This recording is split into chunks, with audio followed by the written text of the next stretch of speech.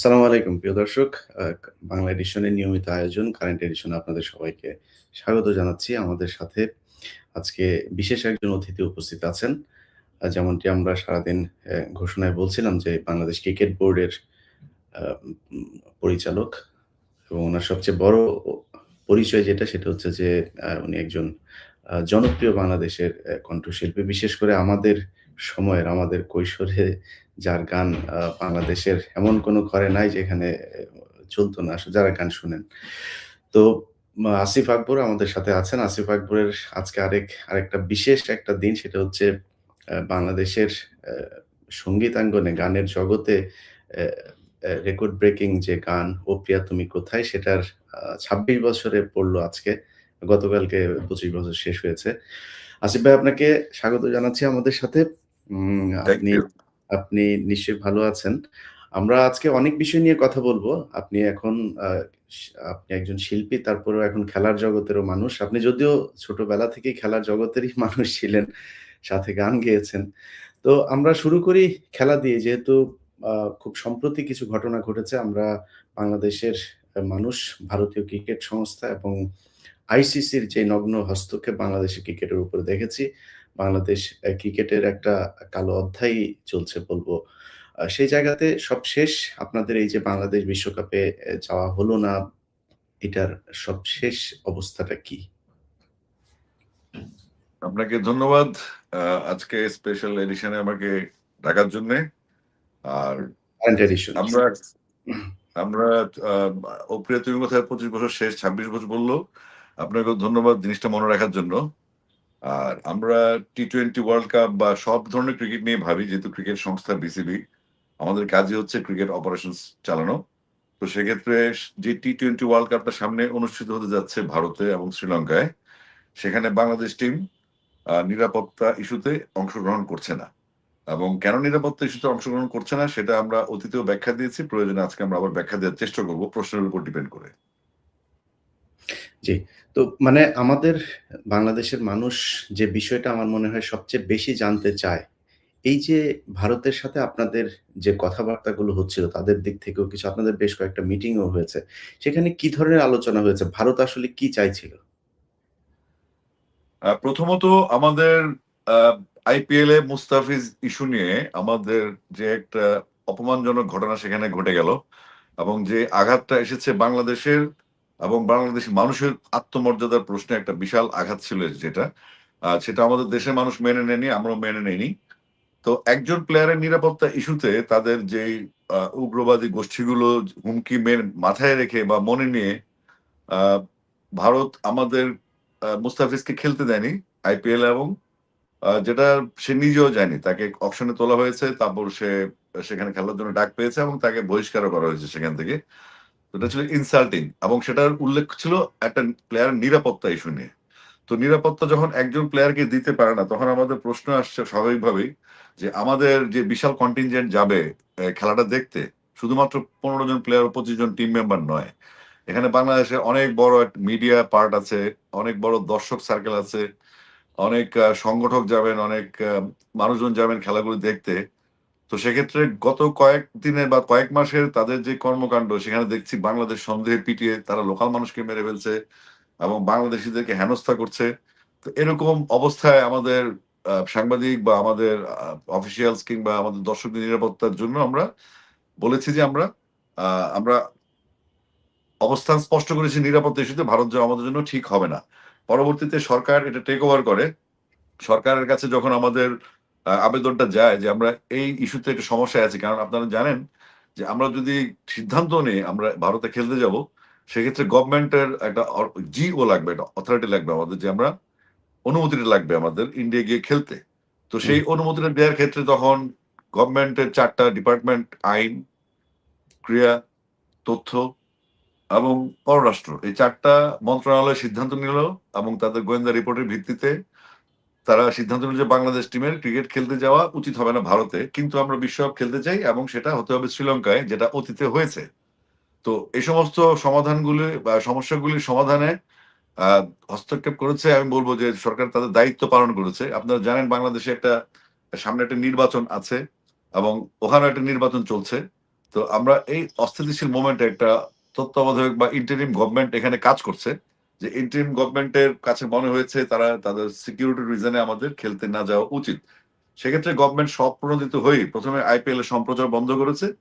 তারপরে গিয়ে আমাদের খেলোয়াড়দের নিরাপত্তা, আমাদের যারা জার্নালিস্ট যাবেন, যারা আমাদের দর্শক শ্রোতা যাবেন, তাদের নিরাপত্তা ইস্যুতে সরকার সিদ্ধান্ত নিয়েছে যে কোনো অপ্রীতিকর ঘটনা এড়ানোর জন্য আমরা ভারতে খেলতে যাব না, আমাদের বিকল্প ভেন্যু লাগবে। তো সেটা নিয়ে আইসিসির সাথে আমাদের চিঠি চালাচালি হয়েছে। আমরা আইসিসি কে বোঝানোর চেষ্টা করেছি। পরবর্তীতে আইসিসি সেটা মেনে নেয়নি এবং আমরাও মেনে নিয়েছি যে আমরা টি-20 ওয়ার্ল্ড কাপ খেলতে যাচ্ছি না, এবং আমরাও কোনো আইনগত পদক্ষেপ সেখানে নেইনি। আমরা সিদ্ধান্তটা মেনে নিয়েছি আমাদের ক্রিকেটের বৃহত্তর স্বার্থে। যেহেতু সমস্যাটা একটা ভেন্যু নিয়ে, সারা পৃথিবী নিয়ে নয়। তো সেক্ষেত্রে আমরা এটার কোনো আরবিট্রেশন যাওয়ার কোনো প্ল্যান আমরা করিনি এবং সিদ্ধান্তও নেইনি। না কিন্তু এর সেই বৈঠকগুলোতে নিশ্চয়ই আপনারা তাদের কাছে নিরাপত্তা চেয়েছেন। নিরাপত্তা নিশ্চিত করার কথা তো অবশ্যই বলেছেন। আপনারা তো এটা বলেন নাই যে, "আমরা যাচ্ছি না। তোমরা যদি আমাদের না, নিরাপত্তা নিশ্চিত করতে পারো, আমরা যেতে চাই।" সেই ক্ষেত্রে ভারত সরকার বা আইসিসি তারা কি কোনো জবাব দিয়েছে আপনাদেরকে? না, তাদের কাছে মনে হয়েছে ওখানকার নিরাপত্তা ব্যবস্থা যথেষ্ট পরিমাণ ভালো আছে এবং আমাদের যাওয়া উচিত। আমরা ভুল করছি না গিয়ে। কিন্তু আমাদের মনে হচ্ছে আত্মমর্যাদার প্রশ্ন এবং নিরাপত্তার প্রশ্নে আমাদের যাওয়া উচিত না। এই কনফ্লিক্টটাতে আমাদের আসলে যাওয়া হয়নি। কিন্তু আমরা যে বিকল্প ভেন্যুর কথা বলেছিলাম, আমরা তো খেলতে চাই ওয়ার্ল্ড কাপ। আমাদের অনেক প্লেয়ারের জীবন আছে যারা ১ম এ ফার্স্ট টাইম ওয়ার্ল্ড কাপ খেলবে। টি-20 ওয়ার্ল্ড কাপ, যাদের হয়তো মিশন, ভিশন ছিল। তারা ছোট থেকে বড় হয়েছে। এই খেলোয়াড়দের স্বপ্ন থাকে যে ওয়ার্ল্ড কাপ খেলবো, বড় আসরে ক্রিকেট খেলবো, নিজেকে মেলে ধরবো। নিজের পারফরম্যান্স দেখাবো। তো সেখানে সেই দিক থেকে বিবেচনা করে আমরা আসলে খেলতে চাইছিলাম ওয়ার্ল্ড কাপটা। এবং এটা তো একটা ইভেন্ট। এই ইভেন্ট গুলো ২ বছর পর অনেক রকম ইভেন্ট হয়। টি-20 ওয়ার্ল্ড কাপটা সেরকম একটা ইভেন্ট। তো সেই ইভেন্টের জন্য আমাদের প্লেয়ারদেরকে যদি বাই চান্স কোন রকম স্যাবোটাজ হয়ে যায়, হতে পারে, এটা হয়। আমরা বাংলাদেশে নিরাপদ না। ওখান থেকে মানুষজন এসে এখানে মেরে আবার ওখানে চলে যায়। এবং ভারতে প্রচুর পরিমাণে পতিত সরকারের একটা আ অনেক লোকজন সেখানে আছে যারা হিংস্রতার জন্য মোটামুটি প্রমাণিত হয়ে তারা হিংস্র, এবং তাদের কাছে আমাদের ওখানে যাওয়াটা নিরাপদ না। এবং আমার ৩ টা খেলাই কলকাতায়। তো কলকাতায় থাকার কারণে আমরা আসলে স্বাভাবিকভাবে আমাদের প্লেয়ারদের নিরাপত্তা ইস্যুতে আমাদের যেমন ভিসার একটা সমস্যা, সাংবাদিকদের অ্যাক্রিডিটেশন একটা সমস্যা, তারপর দর্শকদের ভিসার সমস্যা। তো এত বড় একটা কন্টিনজেন্ট অনেকগুলো সমস্যা এত দ্রুত সমস্যা দূর করা সম্ভব না। এইসব ক্ষেত্রে সরকার সিদ্ধান্ত নিয়েছে। বাট আমরা সবসময় প্রস্তুত ছিলাম। আমরা যদি কালকেও যদি বলে আমরা শ্রীলঙ্কায় যে খেলবো, আমাদের ভেন্যু শ্রীলঙ্কা দিয়েছে, আমরা কালকেও খেলতে প্রস্তুত। সেক্ষেত্রে আমাদের কোনো না নেই। এরপর থেকে কি কোনো চাপে আছেন? যেটা বলা হচ্ছিল বিভিন্ন অ যা ভাবে বলা হচ্ছিল যে আপনারা আ এই ক্রিকেটকে ধ্বংস করে দিয়েছেন। আপনাদের বোর্ডের কিছু পরিচালক এবং প্রেসিডেন্ট যিনি আছেন, সবার বিরুদ্ধেই নানান ধরনের অভিযোগ হচ্ছিল। এই বিষয়গুলো নিয়ে কোনো চাপে আছেন কিনা? না, চাপ না। আমরা আসলে যখন আজকে বোর্ডের বয়স প্রায় ১০০ দিন প্লাস। আমরা দায়িত্ব নেওয়ার পর থেকে আমরা বিভিন্ন রকম চাপে পড়েছি এবং সেই চাপগুলো কেন আসছে, সেই হুম। চাপগুলি কারা তৈরি করছে এবং কি উদ্দেশ্যে চাপগুলি তৈরি করছে, সেগুলো আমরা মোটামুটি আমরা একটা কনক্লুশন এ এসছি যে এই কারণে তারা আমাদেরকে ডিস্টার্ব করছে বা আমরা ডিস্টার্ব হচ্ছি। কিন্তু বাংলাদেশের ক্রিকেট ধ্বংস হওয়ার মতো কোনো ইস্যুতে নেই। কারণ আপনারা জানেন গত ৫৩ বছর বাংলাদেশের ক্রিকেটের সমৃদ্ধি কিন্তু আসছে ২০০৬-৭ সালের পর থেকে। মানে এটার এর আগ পর্যন্ত কিন্তু আমাদের প্লেয়ার ঐরকম ফ্যাসিলিটিস পেত না। আইসিসি ওয়ার্ল্ড কাপ চ্যাম্পিয়ন হওয়ার পরে আমাদের ঐরকম ট্যুর ছিল না। তো হুম। আমাদের ভবিষ্যতে অস্ট্রেলিয়া, ওয়েস্ট ইন্ডিজ, পাকিস্তানের মতো দলগুলো বাংলাদেশে আসবে। অনেকেই প্রচার করার চেষ্টা করেছিল তাদের। এখানে তো আসলে এজেন্টেরও কিছু ইস্যু থাকে। মনে করেন আমরা দেশপ্রেমিক বা মানুষ হিসেবে আমাদেরকে পরিচয় দিতে পছন্দ করি। আমাদের খেলোয়াড় দেশপ্রেমিক হিসেবে তাদেরকে পরিচয় দিতে পছন্দ করে। কিন্তু এর মধ্যে এমন কিছু লোকজন ঢুকে গেছে, যারা হয়তো অন্য একটা দেশে পারপাস সার্ভ করে বা আমাদের এখানে অসন্তোষ তৈরি করার জন্য, ঝামেলা তৈরি করার জন্য তারা বিভিন্ন রকম কল্পকাহিনী তৈরি করে এবং তাদের একটা মতামত প্রকাশ্যেই প্রকাশ করছে। যেটার কোনো মানে রাগ-ঢাক না রেখেই তারা কথাগুলি বলছে। তো আমাদের কাজের ক্ষেত্রে এগুলো খুব hindrance হয়ে যাচ্ছে রীতিমতো। কেন? আমরা যেই কাজটা করার জন্য বিসিবিতে এসেছি সেটা হচ্ছে বাংলাদেশের ট্রিপল সেঞ্চুরি ভিশন আমাদের। আমাদের বোর্ডের সিদ্ধান্ত যেটা হচ্ছে, ১ম হচ্ছে 100% ট্রাস্ট। বিশ্বাসটা স্থাপন করতে হবে আমাদের। দ্বিতীয়ত হচ্ছে আমাদের পারফরম্যান্সটাকে অনেক ডেভেলপ করতে হবে এবং ট্রিপল সেঞ্চুরি, থার্ড সেঞ্চুরি হচ্ছে আমাদের দেশের সর্বত্র ক্রিকেটটাকে পৌঁছানো, যেটা ডিসেন্ট্রালাইজ এর মাধ্যমে আমরা অলরেডি সারা বাংলাদেশে কাজ শুরু করেছি। আপনি লক্ষ্য করবেন যে শুধুমাত্র এই টি-20 ওয়ার্ল্ড কাপ বা ন্যাশনাল টিম কিংবা সিলেট, ঢাকা, চট্টগ্রাম নিয়েই কিন্তু আসলে এই খেলাগুলি ঘুরপাক খাচ্ছে। কথাবার্তাগুলি ঘুরপাক খাচ্ছে। অথচ আমাদের ক্রিকেটের মূল যে ভিত্তি, সেটা হচ্ছে আমাদের আহ, ঢাকা লিগ, জেলা লিগ এবং আমাদের বিভিন্ন বয়স ভিত্তিক টুর্নামেন্ট, তারপর আমাদের টাইগার ক্রিকেট বা টাইগার ক্রিকেট 20 থেকে 23-এর যে টুর্নামেন্টগুলি, সেগুলির কোনো ফোকাস কিন্তু আপনারা কোনো পত্রিকা বা কোনো ম্যাগাজিনে বা কোনো অনলাইন প্ল্যাটফর্মে পাবেন না। তারা শুধুমাত্র ঢাকা স্টেডিয়াম কেন্দ্রিক নিউজ বা বড় বড় ফ্লাড লাইটের ঝলমলে আলো যে আসরগুলি হয়, তো এটা তো আসলে মূল ক্রিকেট না।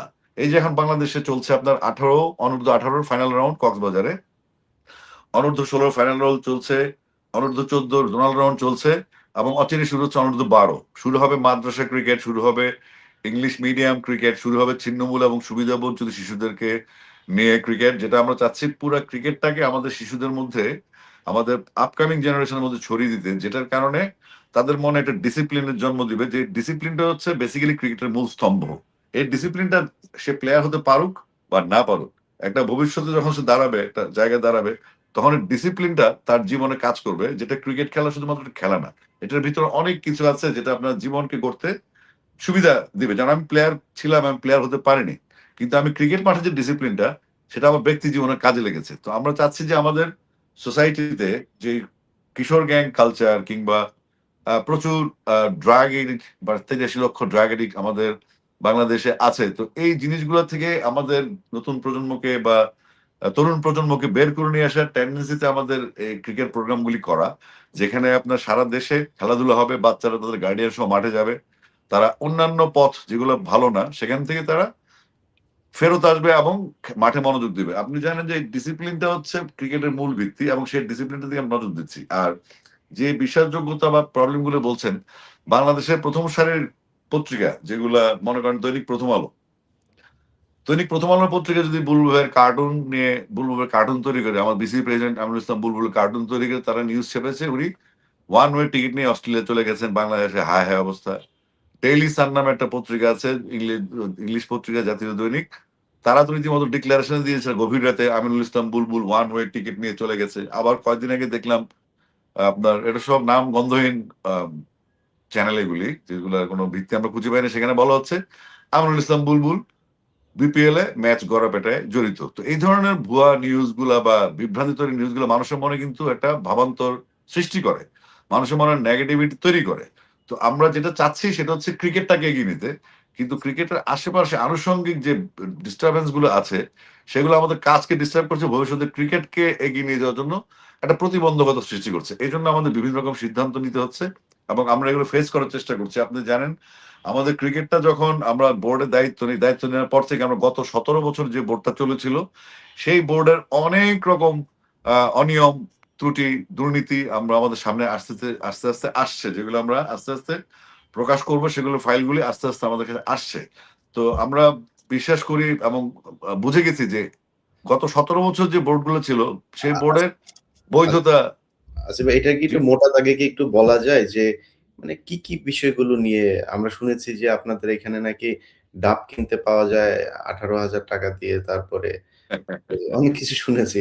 মানে একটু মোটা দাগে কিছু বিষয় বলা যায় যেগুলো আপনারা অলরেডি, যেমন আমি 2-3টা বিষয় আমার মাথায় এসেছে, আমি আমি শুনেছি গল্পে। আমাদের অডিট টিমের যখন বসে, অডিট টিম তো আমার কাজ না, আমার কাজ হচ্ছে ক্রিকেট ডেভেলপমেন্ট এবং এজ গ্রুপ। তো আমাদের কানে এসছে বাংলাদেশে একটা নর্মাল খেলা, যেখানে আমাদের লোকাল প্লেয়াররা খেলবে তাদের মতো টুর্নামেন্টে, সেখানে একটা ম্যাচে বিগত দিনগুলোয় 80,000 টাকার ডাব কিনা হয়েছে একটা ম্যাচে। তো একটা ম্যাচে যদি 22 জন প্লেয়ার খেলে, তাদের টিম স্কোয়াড থাকবে সর্বোচ্চ 30 জনের।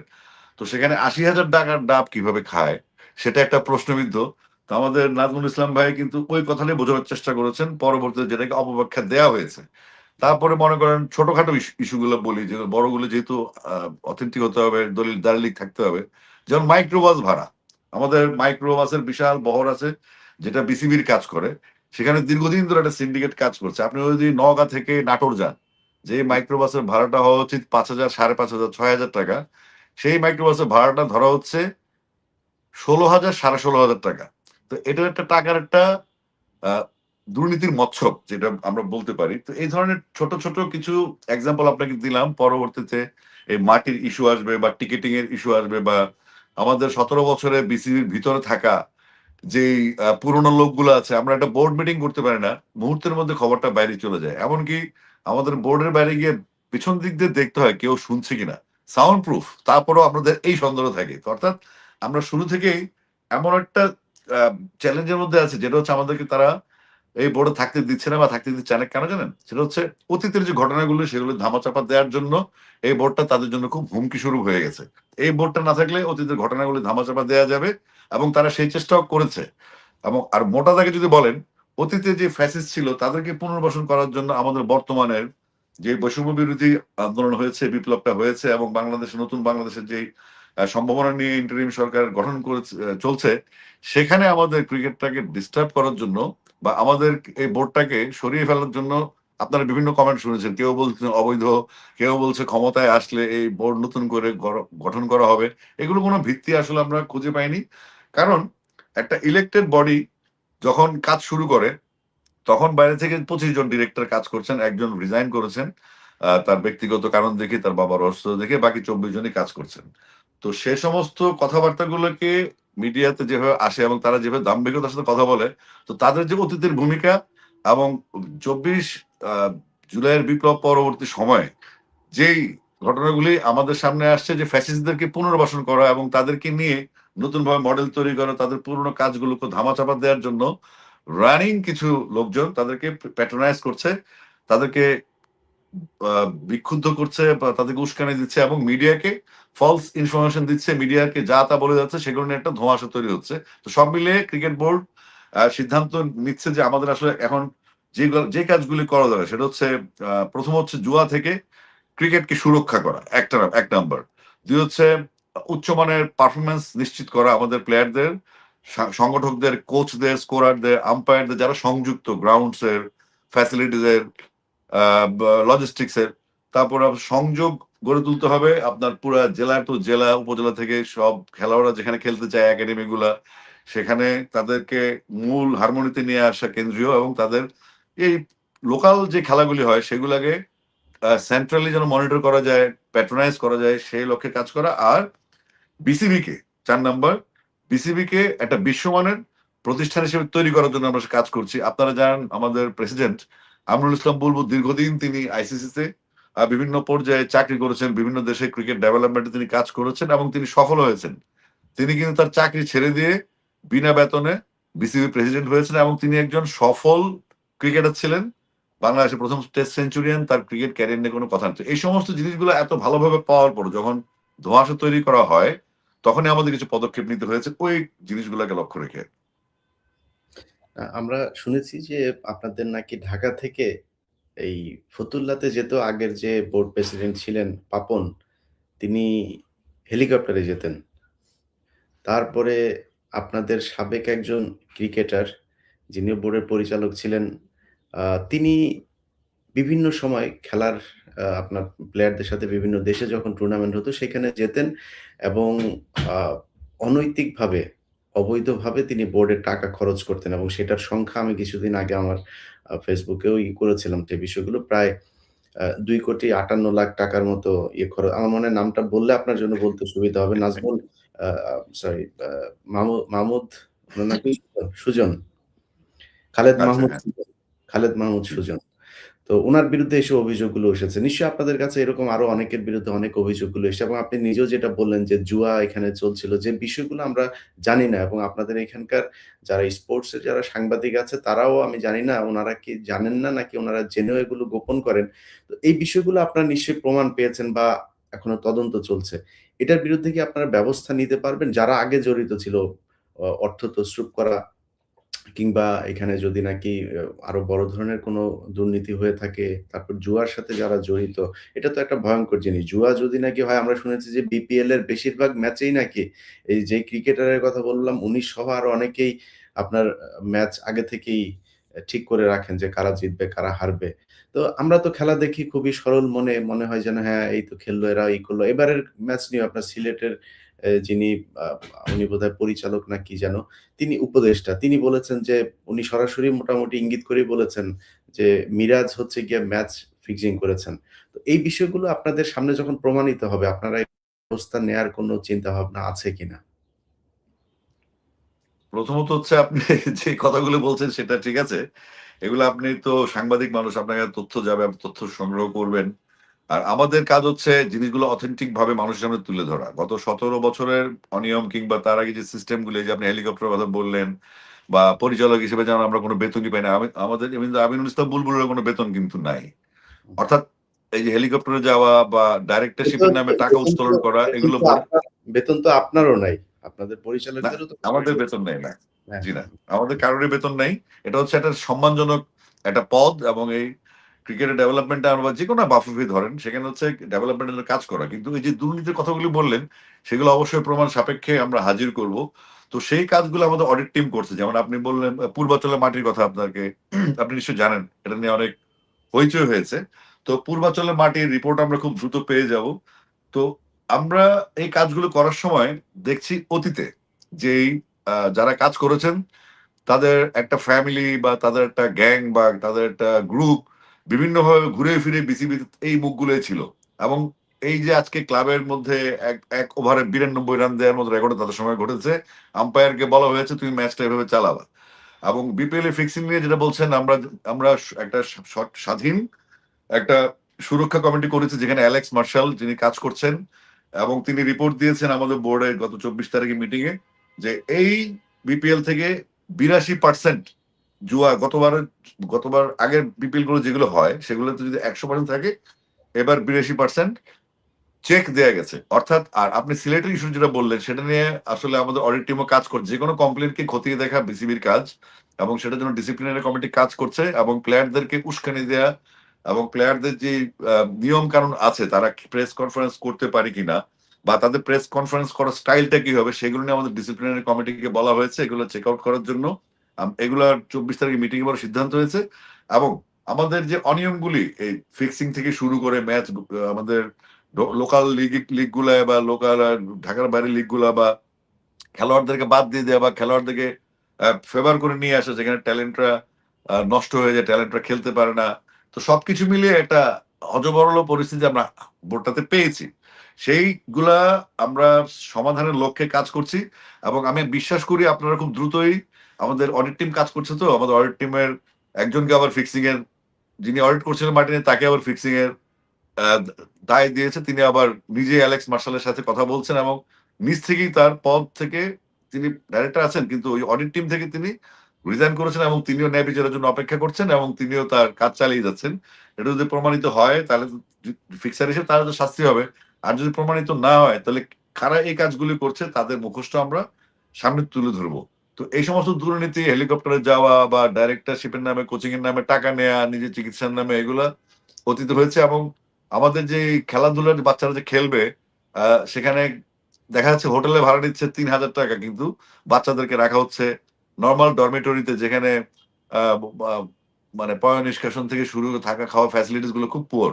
তো এগুলি আমাদের প্লেয়ারদের মনে একটা বিরূপ প্রতিক্রিয়া তৈরি করে, এবং তাদের ভবিষ্যৎ যে প্ল্যানটা থাকে বড় ক্রিকেটার হওয়ার, একটা সিস্টেমে বড় হওয়ার, সেখান থেকে তারা মানসিকভাবে লক্ষ্যচ্যুত হয়ে যায়। তো এগুলা আসলে দূর করার জন্য আমরা কাজ করছি, এবং আপনাকে বলতে পারে স্পেশাল এডিশনের মধ্যে আপনাকে বলতে পারে, আপনারা খুব দ্রুতই এই ডকুমেন্টস গুলো আপনাদের সামনে আমরা হস্তান্তর করব, মানে আমরা মিডিয়াতে ফ্ল্যাশ করবো ইনশাল্লাহ। সেগুলো কাজ চলছে। না, কিন্তু এই জিনিসগুলোতে ধরেন আমি একটা জিনিস যদি বলি, যেমন আপনি মাটির কথা যেটা বললেন, আপনারা ওইখানে সম্ভবত ২০,০০০ সিএফটি মাটি আপনারা কিনেছেন। সেই ২০,০০০ সিএফটি মাটির মধ্যে এখন পর্যন্ত আমি জানি না আপনারা শেষ পর্যন্ত কতটুকু পেয়েছেন। আমি যতটুকু শুনেছি যে ৭,০০০ বা ৮,০০০ সিএফটি মাটি আপনারা খুঁজে পেয়েছেন। তো এটা তো দিনের মতো পরিষ্কার, এবং সেখানে ফাইন্যান্স কমিটির যিনি আছেন প্রধান নাজমুল ভাই, উনি নিজে উনার তদন্তে পেয়েছেন। উনার টিম কাজ করার পরে সেখানে সিআইডি কাজ করেছে। তারাও একই একই প্রমাণ পেয়েছে। মানে এগুলো পাওয়ার পরে ইটস বিন আমার মনে হয় ১ মাসেরও বেশি হয়ে গিয়েছে বোধহয়। আমি নিজেই এটা খবর পেয়েছিলাম আরো ১৫ দিন আগে। তো এই যে এতদিন হয়ে গেল, আপনারা রিপোর্টটাও প্রকাশ করতে পারছেন না। এটার পেছনে কি আপনাদের কোনো চাপ আছে কিনা? না, এটা রিপোর্টটা শেষ পর্যন্ত সিআইডি তে ছিল, এবং সিআইডি থেকে সম্ভবত আমি গত কয়েকদিন নির্বাচনী কাজে ছিলাম একটু ঢাকার বাইরে। বোর্ডেও যাওয়া হয় না ২-৩ দিন। তবে আমার যতটুকু আলোচনায় আমরা বুঝেছি যে আমরা খুব দ্রুততম সময়ে এগুলি প্রকাশ করতে পারবো। কোনো বাধা বন্ধকতা নাই। আমরা যদি পাই, সিআইডি থেকে পাই, ডেফিনিটলি সেটা আম সবার জন্যই উন্মোচন করা হবে। এটা আমি প্রেসকে জানানো, আমি শুরুতেই যখন আমরা দায়িত্ব নিই, আমি প্রেসকে বলেছি যে প্রেস এবং ক্রিকেট বোর্ড আমরা একসাথে মার্চ করব। আমি নিজেই কিন্তু প্রেসকে খবর দিয়ে মাঠে নিয়ে গিয়েছি। আপনার হুম, পূর্বাচলের মাঠে। এবং পূর্বাচলের মাঠে আমরা যখন অন্য প্রেসকে বললাম, তার আগের দিন একটু বাহাদুরি করে আমি বললাম, "কালকে আমরা মাটির ঘটনায় আমরা কালকে পূর্বাচল যাবো, আপনারা আসেন।" তো ২-১ টা টিভি চ্যানেল আগে থেকে, যেটা হয় আরকি, যে আগে নিউজ করতে পারে সে আমার একটা কম্পিটিশন থেকে তারা আগেই বলেছেন যে মাটি চুরির ঘটনা ঘটেছে। তারপরে এইটা সেটা। তো আর আমাদের একজন ডিরেক্টর বলছে ৬ মাসের কথা, যে সেটা আসলে এই বোর্ডের বয়স ৩ মাস। তখন ছিল ২ মাস বা আরো কম। তো এই হুম, মাটি চুরির ঘটনা ঘটেছে আরো ৬-৭ মাস আগে, অর্থাৎ ফারুক ভাই যাওয়ার পরে, বুলবুল ভাই আসার আগে মাঝখানে যে বোর্ডটা ছিল, যখন কোন বোর্ড প্রেসিডেন্ট ছিল না, একটা বোর্ডের অন্যান্য ডাইরেক্টর চালাচ্ছেন, ওই সময় যে দুর্নীতিগুলো হচ্ছে সেগুলো আমাদের সামনে আসছে এবং সেগুলা ধামাচাপা দেওয়ার জন্য বেসিক্যালি তারা সর্বোচ্চ চেষ্টা করছে। কিন্তু আমরা যেহেতু স্বাধীন একটা কমিশন আছে, এখানে অ্যালেক্স মার্শাল কাজ করছেন এবং সিআইডিও যথেষ্ট আন্তরিকভাবে তাদের তদন্তটা মোটামুটি সেরে ফেলেছে এবং এটা আমাদের হাতে পৌঁছানোর সময়ের ব্যাপার। আমি ঠিক এই মুহূর্তের আপডেটটা জানাতে পারছি না আপনাকে, যেহেতু এটা আমার ডিপার্টমেন্ট না। কিন্তু একটু বলতে পারি যে আমরা যথেষ্ট এগিয়েছি মাটি চুরির ঘটনা আপনার সামনে প্রকাশ করার জন্য। আশা করছি আমি আজকে কালকে আমরা বোর্ডে যাব। আপনার এই প্রশ্নটা আমি মাথায় রাখলাম এবং জিজ্ঞেস করব যে মাটি চুরির ব্যাপারটা কি? রেজাল্টটা কি আপনাদের আমরা কিভাবে জানাবো?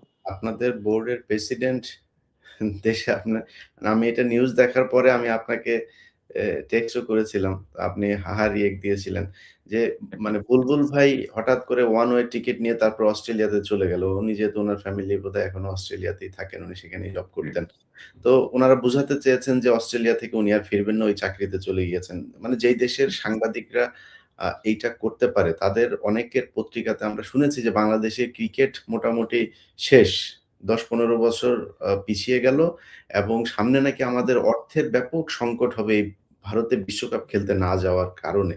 এটা আসলে কত এটা তো আসলে আমরা এক ডাইরেক্টরের মুখে শুনেছি জিম্বাবুয়ে ছাড়া বাংলাদেশে খেলতে আসবে না। যদিও মার্চে পাকিস্তান বাংলাদেশে খেলতে আসছে, জুনে অস্ট্রেলিয়া আসছে, তারপর ওয়েস্ট ইন্ডিজও আসছে। একটা ট্রাই নেশন সিরিজও এখানে হবে, জিম্বাবুয়ে, বাংলাদেশ বা পাকিস্তান, এভাবে কিছু একটা ট্রাই নেশন সিরিজও হবে। আমরাও ট্যুরে যাব খেলতে এবং আমাদের অনূর্ধ্ব দলগুলি এখন জিম্বাবুয়েতে খেলছে, বিভিন্ন দেশে টুর্নামেন্ট খেলে বেড়াচ্ছে। তো একটা টি-20 ওয়ার্ল্ড কাপের জন্য আমাদের যে সিদ্ধান্তটা, সেটার জন্য আসলে বাংলাদেশ ক্রিকেট একটু তো ক্ষতিগ্রস্ত হবে, কিন্তু যেভাবে বলা হচ্ছে ক্রিকেট শেষ, সেটার ধারে কাছে আসার কোনো সুযোগ নেই। এই কারণে সুযোগ নেই, আমাদের ডেভেলপমেন্ট গুলা নিয়মিত চলছে এবং আমাদের যে কর্মপন্থাগুলি সেগুলো চলছে। আর আপনার সামনে বললাম যে সামনে যে ট্যুর গুলো আছে, তো এগুলো আসলে ইনটেনশনালি আমাদেরকে মানুষকে একটা ভুল মেসেজ দেয়া। এই যে বুলবুল ভাই চলে গেলেন, বুলবুল ভাই ফিক্সিং এ জড়িত, আমি বলেছি আগে, যদি ন্যাশনাল মিডিয়া গুলো নিউজ করে, তাহলে তো ভ্রাম্যমান কিছু আপনার অনলাইন মিডিয়া পোর্টাল গুলো থাকে, তাদের তো নিউজ করতে বাধা নেই, তারা তো করতেই পারে। তো এগুলো হচ্ছে কি, এই মিথ্যা গুজব গুলো, মিথ্যা কথাগুলি না, বুলবুল ভাই নিজে মাঠে থেকে, ও একটা রবীন্দ্রনাথের গল্প ছিল না, কাদম্বিনী মরিয়ে প্রমাণ করলো তিনি মরিয়েছেন, এই টাইপের ঘটনা হয়ে যাচ্ছে আর কি। এখন বুলবুল ভাইকে মাঠে উনি আম্পায়ারদের কোর্স করাচ্ছেন, সাইমন টাফেলের সাথে তিনি ডিসকাশন করছেন, পরে তিনি শুনলেন তিনি অস্ট্রেলিয়ায় আছেন। তো এই ধরনের ঘটনাগুলো যদি জাতীয় দৈনিকগুলো করে, বিশেষ করে প্রথম আলো বা ডেইলি সানা মতো পত্রিকাগুলো করে, সেটা দুঃখজনক। আর মিডিয়াতে এরকম গুজবের ডালপালা মেলার জন্য সুযোগ নিয়ে মানুষও মন্তব্য করছে, গালি দিচ্ছে। তো এগুলো আসলে একটা, আমি বলবো যে আমাদের ক্রিকেটের জন্য ভালো পরিবেশ না। এগুলো ট্যাকেল দেওয়ার জন্য অনেক সিদ্ধান্ত আসছে যেন আমরা কাজটা করতে পারি। যাদের কাজ তারা করবে। জার্নালিস্টজন যারা সাংবাদিক, তাদের কাজ তারা করবেন। তাদেরকে আমরা ফুল সাপোর্ট দিব।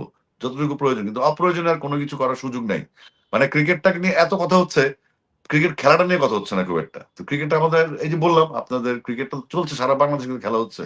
আমরা গত কয়েক বছরে লিগগুলো হয়নি। যেগুলো ঢাকা থেকে মনিটর করা হয়নি কখনোই। আমরা এ পর্যন্ত প্রায় ১৪ টা জেলায় লিগ শুরু করেছি। আরো ৪০ টা জেলায় আমরা এই মাসেই লিগ শুরু করে দিব। তো আমরা এগুলো কিন্তু করছি।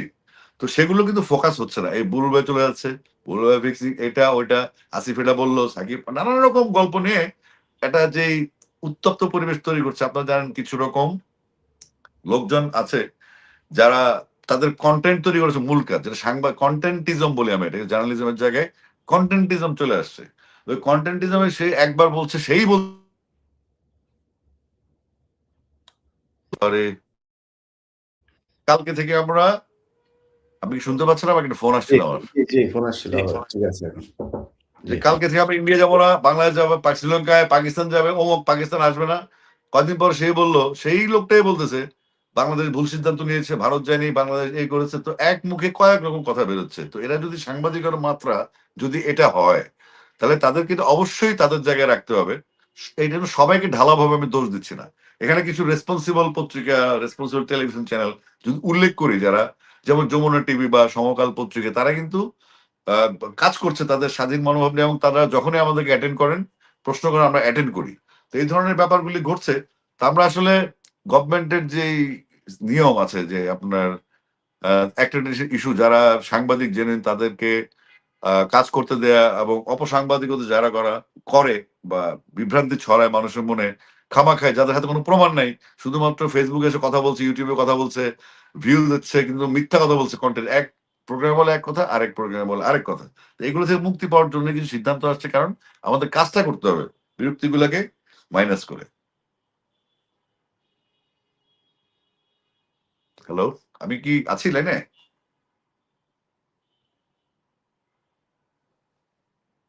জি, হ্যালো। জি, জি, জি, জি, জি, জি, জি। তো আমরা চাচ্ছি সাংবাদিকতা, নট অপসাংবাদিকতা, এবং আমরা চাই আমাদের জার্নালিজম আমাদের ক্রিকেটের জন্য সবচেয়ে বড় শক্তি হয়ে আসুক, যেভাবে সেভ করে। হয়তো আমরা, আমাদের ভুল হবে, আমরা তো তুলসী পাতা না বা অনেক ভালো কিছু করব, সেটাও আমরা যেটা করব সেটা যদি ভালো না হয় সেটা সমালোচনা হবে, ডেফিনেটলি সেটা মেনেও নিব। কিন্তু যেটা আমরা করিনি, যেটা হয়নি, যেটা ঘটেনি, এ সমস্ত কল্পনা প্রসূত নিউজগুলা আমাদের মানুষের মনে বিভ্রান্তি তৈরি করছে, মানুষকে বিভক্ত করছে, এবং ক্রিকেটের স্পিরিটকে নষ্ট করছে। সেগুলো ট্যাকল দেওয়ার জন্য আসলে বিভিন্ন রকম সিদ্ধান্ত হচ্ছে। আসিফ ভাই, আপনি যেটা বললেন যে আপনি খুব সারপ্রাইজড হয়েছেন যে 'প্রথম আলোর' মতো পত্রিকা, মানে 'প্রথম আলোর' মতো পত্রিকা, 'প্রথম আলোর' কাজই হচ্ছে এটা। আর বিশেষ করে আপনারা ইন্ডিয়াতে খেলতে যান নাই তো? সামনে এই বোর্ডের কপালে আরো অনেক শনি আছে। এটার জন্য আপনারা প্রস্তুতি থেকেন। আর আরেকজন প্লেয়ার, যেটা আমরা উনার মানে ক্যারিয়ারের একদম সারা জীবনই দেখেছি উনি নাটকে ভরপুর। হ্যাঁ? হ্যাঁ, সেটা এটা হচ্ছে তামিম তামিম ইকবাল। তিনি আপনার সাথে যখন নির্বাচনে প্রতিদ্বন্দ্বিতা করেন, তখনও তিনি আপনাকে ম ম মানে মানুষের কাছে এমন একটা জিনিস বুঝিয়েছেন যে উনি নির্বাচনে বোধহয় প্রতিদ্বন্দ্বিতা করেন নাই। আপনি বিনা প্রতিদ্বন্দ্বিতা, আমরা অনেক পত্রিকাতেও এই নিউজটা দেখেছি যে আপনি বিনা প্রতিদ্বন্দ্বিতায় তারপরে নির্বাচিত হয়েছেন। মানে ইট সিমস লাইক আপনি কোন করেন নাই। কারো সাথে কোন কম্পিটিশন এ যাইতে হয় নাই। এমনিতে আপনাকে দিয়ে দেওয়া হয়েছে। তো এরকম অনেক নাটক তার ক্যারিয়ারে দেখেছি। তিনি এই টিমে যখন ছিলেন, তখনও বিভিন্ন সময় এই গ্রুপিং, বিভিন্ন প্লেয়ারদেরকে নিয়ে এই গ্রুপ এগুলো তিনি করতেন। এবং তার হয়ে কিছু সাংবাদিক, বিশেষ করে আমি একজনের কথা বলি যে রিয়াসাত আজিম। তিনি দেখলাম আপনাদের এই খেলাটাতে না যাওয়ার কারণে তিনার অনেক ধরনের বিশ্লেষণ একদম ধ্বংস হয়ে গেল, শেষ হয়ে গেল কি, মানে উনি প্রতি ঘন্টায়, ঘন্টায় এগুলোর আপডেট জানাচ্ছিলেন। তো এই, এই যে গ্রুপটা যেটা কিনা আপনাদের ভারত নিয়ে এত কথাবার্তা বলল, তারা ভারতের বাংলাদেশ যদি খেলতে না যেত তাহলে বাংলাদেশের ক্রিকেট একদম শেষ হয়ে যেত। এই ধরনের কথাবার্তা বলার পেছনে মানে কোনো উদ্দেশ্য আছে কিনা এটার পেছনে? হ্যাঁ, অবশ্যই। আমি সেটা আপনাকে ১ম এই বলেছি যে আমাদের এই বোর্ডটা যেভাবে কাজ করছে স্বাধীনভাবে, এবং আমাদের বিগত দিনগুলোর দুর্নীতিগুলো যেগুলো ছিল সেখান থেকে আমাদেরকে বের হইতে হবে। আমরা নতুন বোর্ডটা যে ভবিষ্যতের জন্য কাজ করব, সেগুলোর প্রেক্ষাপট তৈরি করা হচ্ছে। কিন্তু এই গল্পগুলি কেন হচ্ছে? অতীতের অপকর্মগুলো ঢাকার জন্য তারা, আপনি আমি কোন প্লেয়ারের নাম নিতে চাচ্ছি না, কারণ তারও একটা অবদান বাংলাদেশের ক্রিকেটে আছে। আর ওই সাংবাদিকতা বললাম না, কারণ সে কোন পত্রিকায় কাজ করে আমি জানি না। তার ইউটিউব চ্যানেল বা ফেসবুক, এরকম কিছু সাংবাদিক আছেন, বা সাংবাদিক বলা যাবে না, কনটেন্ট ক্রিয়েটর। তো এই ধরনের কনটেন্ট ক্রিয়েটররা একেক দিন একেক কথা বলে, এটা তাদেরটা তাদের ইস্যু, তাদের লোকজন শুনে, বা কেউ বকাবকিও করে তাদেরকে। সেটা আমাদের মুখ্য ইস্যু না। আমার ইস্যু হচ্ছে যখন প্রথম আলো নিউজ করবে, আমিনুল ইসলাম বুলবুল কার্টুন দিয়ে চলে গেছেন, এটা কিন্তু জাতিকে বিভ্রান্ত করে। যখন মর্নিং সানের মতো একটা পত্রিকা বলে, ন্যাশনাল ডেইলি গুলোতে যখন বা ন্যাশনাল ম্যাগাজিন নিউজ গুলো যখন বিভ্রান্তিমূলক খবর ছড়ানো, তখন সেটা অবশ্যই আতঙ্কের। কোন একজন কেউ কখনো বলেছিল যে ভারতে একটা বাংলাদেশ প্রেমী খুঁজে পাওয়া যাবে না, কিন্তু বাংলাদেশে ভারত প্রেমীর কোনো অভাব নেই। এই কথাটা আমার মাথায় মাঝে মধ্যে আসে, এবং সেটার প্রতিফলনে আমি দেখতে পাচ্ছি। মানে বাংলাদেশের যে তথ্যগুলি, বাংলাদেশ কি করে বাংলাদেশ ধ্বংস হয়ে যাবে, সেটা বাংলাদেশের মানুষ হিসেবে বাংলাদেশের ক্রিকেটের পাশে দাঁড়ানো উচিত না। সাংবাদিক হোক বা যাই হোক, আপনার একটা স্থপতি হোক বা ডাক্তার হোক, বাংলাদেশের পক্ষে দাঁড়াবে, তাই না? হুম। এই ক্রিকেটটা তো আমাদের সবার। কিন্তু আমরা দেখেছি এই তারা একটা উত্তেজনা তৈরি করে, একটা পরিবেশ তৈরি করে মানুষকে বোঝানোর চেষ্টা করছে ক্রিকেটটা ধ্বংস হয়ে যাবে। ক্রিকেটে এটা হচ্ছে, ক্রিকেট শেষ হচ্ছে, আমিনুল ইসলাম বুলবুল নাম ধরে, নাদুল ভাইকে নাম ধরে রসিকতা করে, একটা সম্মানবোধ তো থাকে একটা। হুম, আমিনুল ইসলাম বুলবুল একজন টেস্ট ক্রিকেটার এবং ইনি যে প্রতিষ্ঠিত একজন মানুষ ক্রিকেটে, সম্মানবোধগুলি নাই। আর এদের সমস্যা হচ্ছে এরা প্রশ্ন করবে আপনাকে।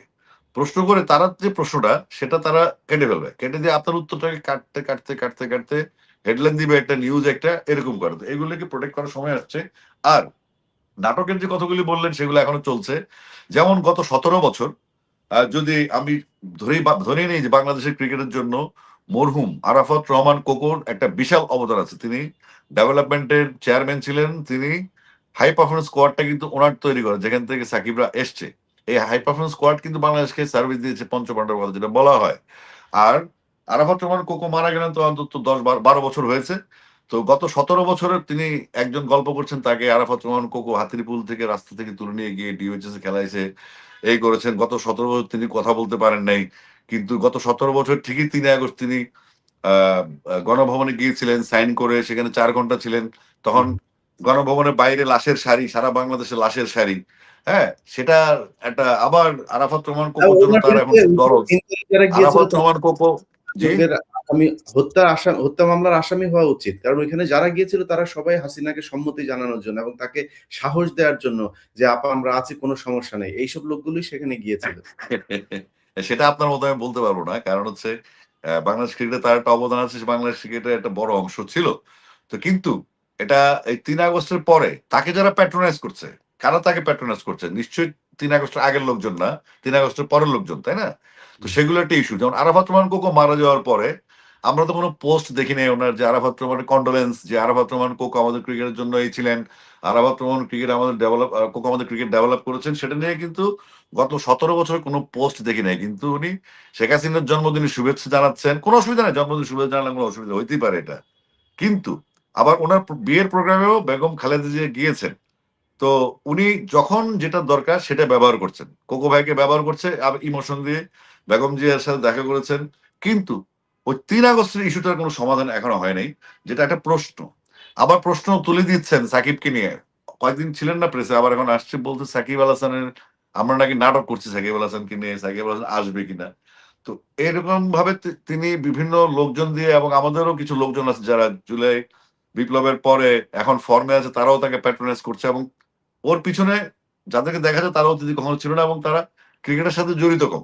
তারা হয়তো অন্য খেলা নিয়ে থাকে কিন্তু ইন্টারফেয়ারটা করছে ক্রিকেটে। তো এটা এক ধরনের আসলে ডিস্টার্ব করা। ক্রিকেটটা আমরা যে কাজটা করছি সেটা কোনো আমরা কিছুই করছি না। কথায় কথা বলে বোর্ড বৈধ, অবৈধ। এই বোর্ড মানেন, আরে ভাই মানতে আপনারা মানতে কে বলছে? আপনি বোর্ড মানেন না ঠিক আছে। ক্রিকেটের ২৫ জন ডাইরেক্টরের বাইরে যেই মন্তব্য করুক সেই ২৬ নম্বর ডাইরেক্টর সেটা হচ্ছে বাংলাদেশের মানুষজন। তিনিও একজন বাংলাদেশের মানুষ। সে ভালো বলতে পারে, খারাপও বলতে পারে। কিন্তু আমরা আমাদের কাজটা করছি বাট ফোকাসটা থাকবে তার দিকে যে ৩ আগস্ট আমাদের জীবনের সবচাইতে বড় একটা এই নতুন বাংলাদেশের যেদিন সমানে হত্যাযজ্ঞ হয়েছে সারা বাংলাদেশে, সারা দেশের মানুষ আতঙ্কিত, বিভ্রান্ত, নানান রকম। আমি সেদিন লন্ডন থেকে ঢাকায় এসে আমি চলে গেছি রবীন্দ্র সরোবরে আমার ছেলেকে নিয়ে আন্দোলনে শরিক হতে। আমি জোর করে আমি লন্ডন থেকে ঢুকলাম ওই ৩ আগস্টে। তো এখন এ সমস্ত গল্প কাহিনী করে পুরোনো ইতিহাসগুলো ঢাকা, পুরোনো দুর্নীতিগুলো ঢাকা এবং পুরোনো ইমোশনটাকে ক্রিয়েট করে আবার নতুনভাবে বিসিবি কে আরে ভাই বিসিবি বোর্ডে আপনি হন না। আমরা তো এখানে আমাদের কাজ আছে না। এখানে সবাই ব্যবসায়ী, সবাই জব করে, সবাই সলভেন্ট এখানে। আমরা আসছি বিসিবিতে আপনার আরেকটা প্রশ্ন তুলেছেন সেটা পরে ভুলে যাব। সেটা হচ্ছে আমার নির্বাচিত হওয়া নিয়ে ব্যাপারটা। হুম, বেসিক্যালি আমার যে পোস্টটা চট্টগ্রাম বিভাগীয় ডিরেক্টর সেখানে প্রার্থী ছিলেন আমাদের ব্যারিস্টার জনাব মীর নাসির। তো আমি তখন নিউ ইয়র্কে ছিলাম। নিউ ইয়র্কে আমি তখন স্বাভাবিকভাবে আমাদের ১১ টা ভোটার সেখানে আছেন। তো ১১ টা ভোটারের সাথে আমার কথা বলতে হবে কাউন্সিলরদের সাথে। তো কাউন্সিলরদের কথার এক পর্যায়ে আমি আপনার মীর হেলাল সাহেবকে ফোন দিয়েছি। ফোন দিয়েছি, আমি শুধু ফোনে বললাম, "হেলাল ভাই আমার নাম আসিফ আকবর।" উনি বললেন, "আসিফ ভাই আমি আগামীকালকে আমার আ ম অ্যাপ্লিকেশনটা প্রত্যাহার করে নিচ্ছি। আমি আপনার সমর্থনে আছি। আমরা ২ জন একই। আপনিও ক্রিকেটার, আমিও ক্রিকেটার। আপনি চাইলে আপনার মীর হেলাল সাহেবের মেসেজগুলো আপনাকে আমি দেখাতে পারব। আমার মোবাইলে আছে।" তিনি খুব পজিটিভলি ব্যাপারটা নিয়েছেন।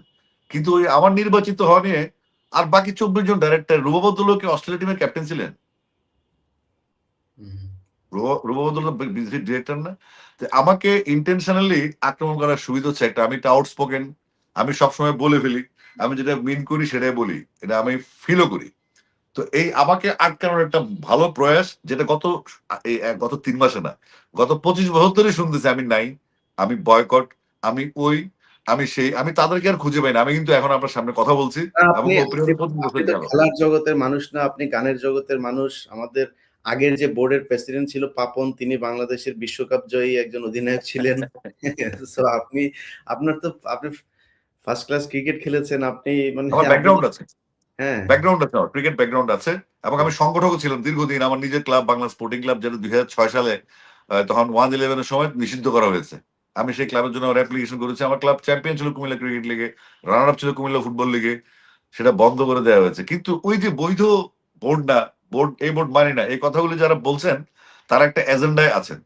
তারা বোর্ডে আসুক না, আসেন আপনি আসেন। আমাদের কোনো সমস্যা নেই। কিন্তু আমাদের কাজগুলো করতে দিতে হবে। তো কাজগুলা আমরা যখন শুরু করলাম তখন দেখলাম যে ওদের এই কথাগুলি বলার উদ্দেশ্যটা কি? একজন ফুটবলেরও মানুষ আছেন আমাদেরও খুব প্রিয় কাছের মানুষ। তিনি ফুটবল নিয়ে কোনো কথাই বলেন না। বাংলাদেশে ফুটবলের লিগ হয় না। বাংলাদেশ ফুটবলের ট্যালেন্ট হান্ট ঠিকমতো নিয়মিতভাবে বাংলাদেশ ফুটবল খেলাটা হয় না। ফুটবলাররা খুব বিপদে আছে। তো সেগুলো নিয়ে কথা না বলে তার অতিরিক্ত একটা আগ্রহ দেখা যাচ্ছে ক্রিকেট বোর্ড নিয়ে, যেটা তার সাথে যায় না। অর্থাৎ তিনি একটা দলের ক্রীড়া সম্পাদক এবং আমার হাত ধরে বেসিক্যালি তার রাজনীতিতে আসা, বিএনপি রাজনীতিতে। এজন্য আমি তার সম্বন্ধে কিছু বলব না। শুধু তার একটু সুচিন্তিত বোধোদয়ের অপেক্ষায় আছি আমি যে কোন বিষয়টা নিয়ে আসলে কথা বলতে হয়। তিনি একজন ক্রীড়া সম্পাদক, তিনি এখনো ক্রীড়া মন্ত্রীও না, প্রধানমন্ত্রীও না। নির্বাচিত হবেন, তারপরে কি হবেন সেটা আপেক্ষিক ব্যাপার। কিন্তু এই সময় এসব কথাগুলো বলাতে ওনার নিজেরও কিন্তু সম্মানহানি হচ্ছে, আপনি কমেন্ট বক্সে গেলেই পাবেন। তো আমাকে প্রোটেকশন মানে আমাকে আটকানোর যে চেষ্টাগুলো অতীতে ছিল সেগুলো থাকবে। কারণ আমি আউটস্পোকেন। আমি বলে ফেলি। আমি ভাবি না যে আমার ভবিষ্যৎ কি হবে। আমার মনে হচ্ছে এই মুহূর্তে বাংলাদেশের এটা করা উচিত, এই মুহূর্তে বাংলাদেশ এটা হওয়া উচিত না। এগুলো আমি বলে ফেলি। যে কারণে আমার সত্যি আপনি যদি তলে, তলে মিষ্টি, মিষ্টি কথা স্মাইল দেবেন, আপনি খুব বিনয়ের সাথে এটা চিপা-চাপায় যোগাযোগ রেখে চলবেন। এটা তো আমার নেচার না ভাই। এটা আমি তো এই সমস্যা। নেচারের লোক না। বাংলাদেশে আপনার এই ধরনের লোকজন হওয়াটা সমস্যা। যাই হোক আসিফ ভাই, আচ্ছা। আমরা কারেন্ট এডিশন এর একেবারে শেষের দিকে চলে এসেছি। আপনার কাছে আপনি একটু আগে আমি যখন বলছিলাম যে তামিম ইকবাল তিনি ৩ তারিখে প্রধানমন্ত্রীর কার্যালয়ে গিয়েছিলেন সাবেক স্বৈরাচার পলাতক শেখ হাসিনার অফিসে। তো ৫ তারিখে বাংলাদেশ স্বাধীন হয়েছে। ওই সময়টা ছিল হচ্ছে ৩ তারিখে বাংলাদেশে লাশের বন্যা বয়ে যাচ্ছে। ওই সময় তিনি আপনার করলেন, ৩ তারিখে ৪ গেলেন। ঘন্টা ছিলেন হ্যাঁ, গণভবনে। এবং আমি বলার পরে কিন্তু আপনি হেসে দিয়েছেন এবং বলছেন যে, "এটা আপনি বলতে পারেন, আপনি বলতে পারেন না।" মানে বিষয়টা খুব সিরিয়াস না এখন বাংলাদেশে। যদি সিরিয়াস না হয়, তামিম ইকবালের সাথে যদি সাকিব আল হাসানকে তুলনা করা হয়, তাহলে এটা বাংলাদেশের মানুষ তার চোখের সামনেই মানুষ বলতে পারবে যে কোথায় সাকিব আল হাসান আর কোথায় তামিম ইকবাল। সেই সাকিব আল হাসান তো ৩ তারিখে প্রধানমন্ত্রীর কার্যালয়ে গিয়েছে, এটার প্রমাণও আমরা পাই নাই। তাহলে সাকিব আল হাসান কেন দেশ থেকে পালিয়ে বেড়াবে? সাকিব আল হাসান এখনো টিমে আছে, এখনো পারফরম্যান্স করছেন। এরকম একজন মানুষকে আপনারা দলে আনতে সমস্যাটা কোথায়? সেটাই। আপনার আমাদের যে আ গণ আন্দোলন, গণ অভ্যুত্থান কিংবা আমরা জুলাই বিপ্লব যেটাই বলি না কেন, সেটার মূল মটো ছিল বৈষম্যহীন বাংলাদেশ গড়ে তোলা। তো আমার প্রিয় খেলোয়াড়, আমার প্রিয় আমার আদরের ক্যাপ্টেন মাশরাফি, আমি তাকে খুব পছন্দ করি ব্যক্তিগতভাবে। হুম, হ্যাঁ? কিন্তু সেও একসময় কিন্তু হুইপ ছিল জাতীয় সংসদের এবং সে ২ বারের নির্বাচিত সংসদ সদস্য। হুম, সাকিব আল হাসানকে আ ক্যান্ডি থেকে ডেকে নিয়ে আসা হয়েছে এশিয়া কাপের মাঝখানে।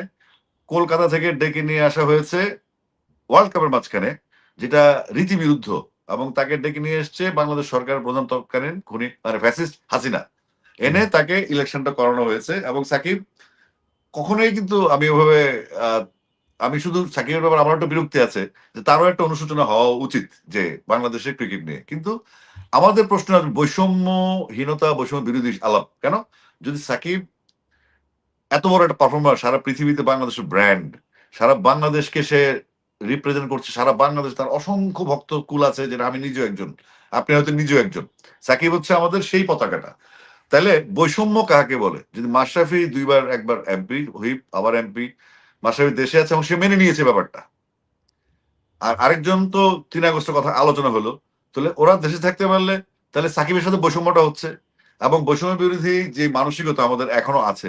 তো সেই মানসিকতার লোকজনেরও চিন্তা বৈষম্য বিরোধী ছাত্র আন্দোলনের যে যারা আছেন তাদেরও ভাবনার খোরাক ঢুকবে এখানে। যে এই ২ জন তো দেশে থাকতে পারে। সাকিব খানের এমন কোন রেকর্ড নাই, এমন কোন বাজে নাই যে সে আ এই ফ্যাসিজমের পক্ষে সে ব্যাপক পরিমাণে কাজ করেছে। কিন্তু সে ফ্যাসিস্ট দলের এমপি ছিল। সেটা আমাদের জন্য দুঃখজনক, যতটুকু তার বঞ্চনা তার জন্য। তো আমরা এখন যখন সাকিবের কথা আমি বলি, এটাকে আমি নিজে ব্যক্তিগতভাবে আমি মনে করি যে এই নৌকার ভোট করেছে এইজন্য তার শাস্তি হওয়া দরকার। কিন্তু আমার কথা হলো যে শাস্তি যদি হইতে হয়, আমরা এখন প্রধান উপদেষ্টার সাথে দেখছি যে হামিম গ্রুপের একে আজাদের করছে। ৭১ টিভির মালিক, মেঘনা গ্রুপের চেয়ারম্যান তিনি প্রধান উপদেষ্টার সাথে বসে মিটিং করছেন, বৈঠক করছেন। সময় টিভিতে ৫ খুনের আসামির মামলার আসামিরা বসে আছেন। বিভিন্ন গণমাধ্যমে বসে আছেন। তো তাদের কোনো সমস্যা হচ্ছে না। কিছু মানুষ মানে সাকিবকে তো আসলে আপনার ভালোবাসার দরকার নাই। সাকিব হ্যাঁ, বাংলাদেশের ক্রিকেটের জন্য তাকে প্রচন্ড রকমের এটা দেশের জন্য দরকার। এখন অবশ্যই, একজন সেনাবাহিনীর অফিসার, তিনার ব্যবহার খারাপ। কিন্তু তিনি বিশাল যোদ্ধা। আমার এখন ভারতের সাথে যুদ্ধ বেঁধেছে। আমার তো তাকে লাগবে। তো আপনি অবশ্যই। আপনি তাকে পানিশমেন্ট দিচ্ছেন, সেই একই ক্যাটেগরিতে অনেককে বাঁচিয়ে দিচ্ছেন। আমাদের প্রশ্নটা হচ্ছে সেই জায়গাটাতে। হ্যাঁ, এজন্য বললাম যে সাকিব হচ্ছে আমাদের ক্রিকেটের এক ধরনের অভিভাবক। এই যে প্লেয়ারদের যে ব্যাপারটা, একটা প্রেস কনফারেন্স করা, একদিন বিপিএল বন্ধ রেখে পরদিন আবার ক্ষমা চেয়ে খেলা, এটা আমাদের পীড়া দেয়। কারণ আমাদের খেলোয়াড়রা হচ্ছে আমাদের ক্রিকেটের মূল স্টেক হোল্ডার। এই খেলোয়াড়দের জন্যই কিন্তু বিসিবি, এই খেলোয়াড়দের জন্যই বাংলাদেশ ক্রিকেট। তো এই খেলোয়াড়রা যখন বিভ্রান্ত হয়, আমি বলেছি আপনার কোয়াবের কনস্টিটিউশন সংক্ষেপে বলি, যেহেতু শেষ পর্যায়ে কোয়াবের কনস্টিটিউশনে কোনো প্লেয়ার ম্যাচের মাঝখানে কোথাও তারা কথা বলতে পারে না। সেটা বলবে তাদের নির্ধারণ করা আইনজীবী। এটা আমি রকিবুল হাসান, আমাদের সাবেক ন্যাশনাল ক্রিকেটার এবং অনেক গুণী মানুষ, ওনার কাছ থেকে আমি এই কনস্টিটিউশনের ধারাটা আমি জেনেছি। আপনি কোনোভাবেই এই যে প্লেয়ার্স অ্যাসোসিয়েশনটা আছে, তাদের কনস্টিটিউশনাল রাইট হচ্ছে তারা কোনো প্রেস কনফারেন্স কিছু করবে না। তাদের পক্ষে কিন্তু লয়ার থাকবেন, সেই লয়ার কথা বলবেন। তার মানে ডিসিপ্লিনের একটা একটা ডিসিপ্লিন ভাঙা হয়েছে এখানে। এবং একটা পর্যায়ে বোর্ডকে জিম্মি করা হয়েছে, সারাটা রাত কথা হয়েছে। তো সেখানে সাকিবের মতো একটা পাওয়ারফুল একটা প্লেয়ার যে সারা পৃথিবীতে বাংলা রিপ্রেজেন্ট, এখনো সে তার ফিটনেসের প্রমাণ দিচ্ছে। বাংলাদেশে এই সময় আগেও তাকে আনার চেষ্টা করা হয়েছিল, সাকিব কিন্তু দুবাই পর্যন্ত চলেও আসছিল।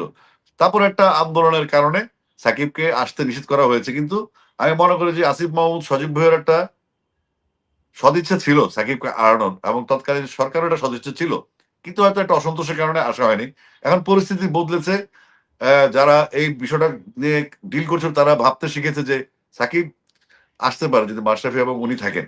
তো সেক্ষেত্রে আমরা সাকিবকে একজন ওয়ারিয়র হিসেবে বাংলাদেশের ভবিষ্যতে, সাকিব আজকে খেলবে, কদিন পরে বোর্ডে আসবে, তার সাংগঠনিক দক্ষতা, সে বিভিন্ন দেশের সাথে ভালো সম্পর্ক আছে, সে এতে কূটনৈতিক দিক থেকে সাকিব বাংলার জন্য ফ্রুটফুল হবে।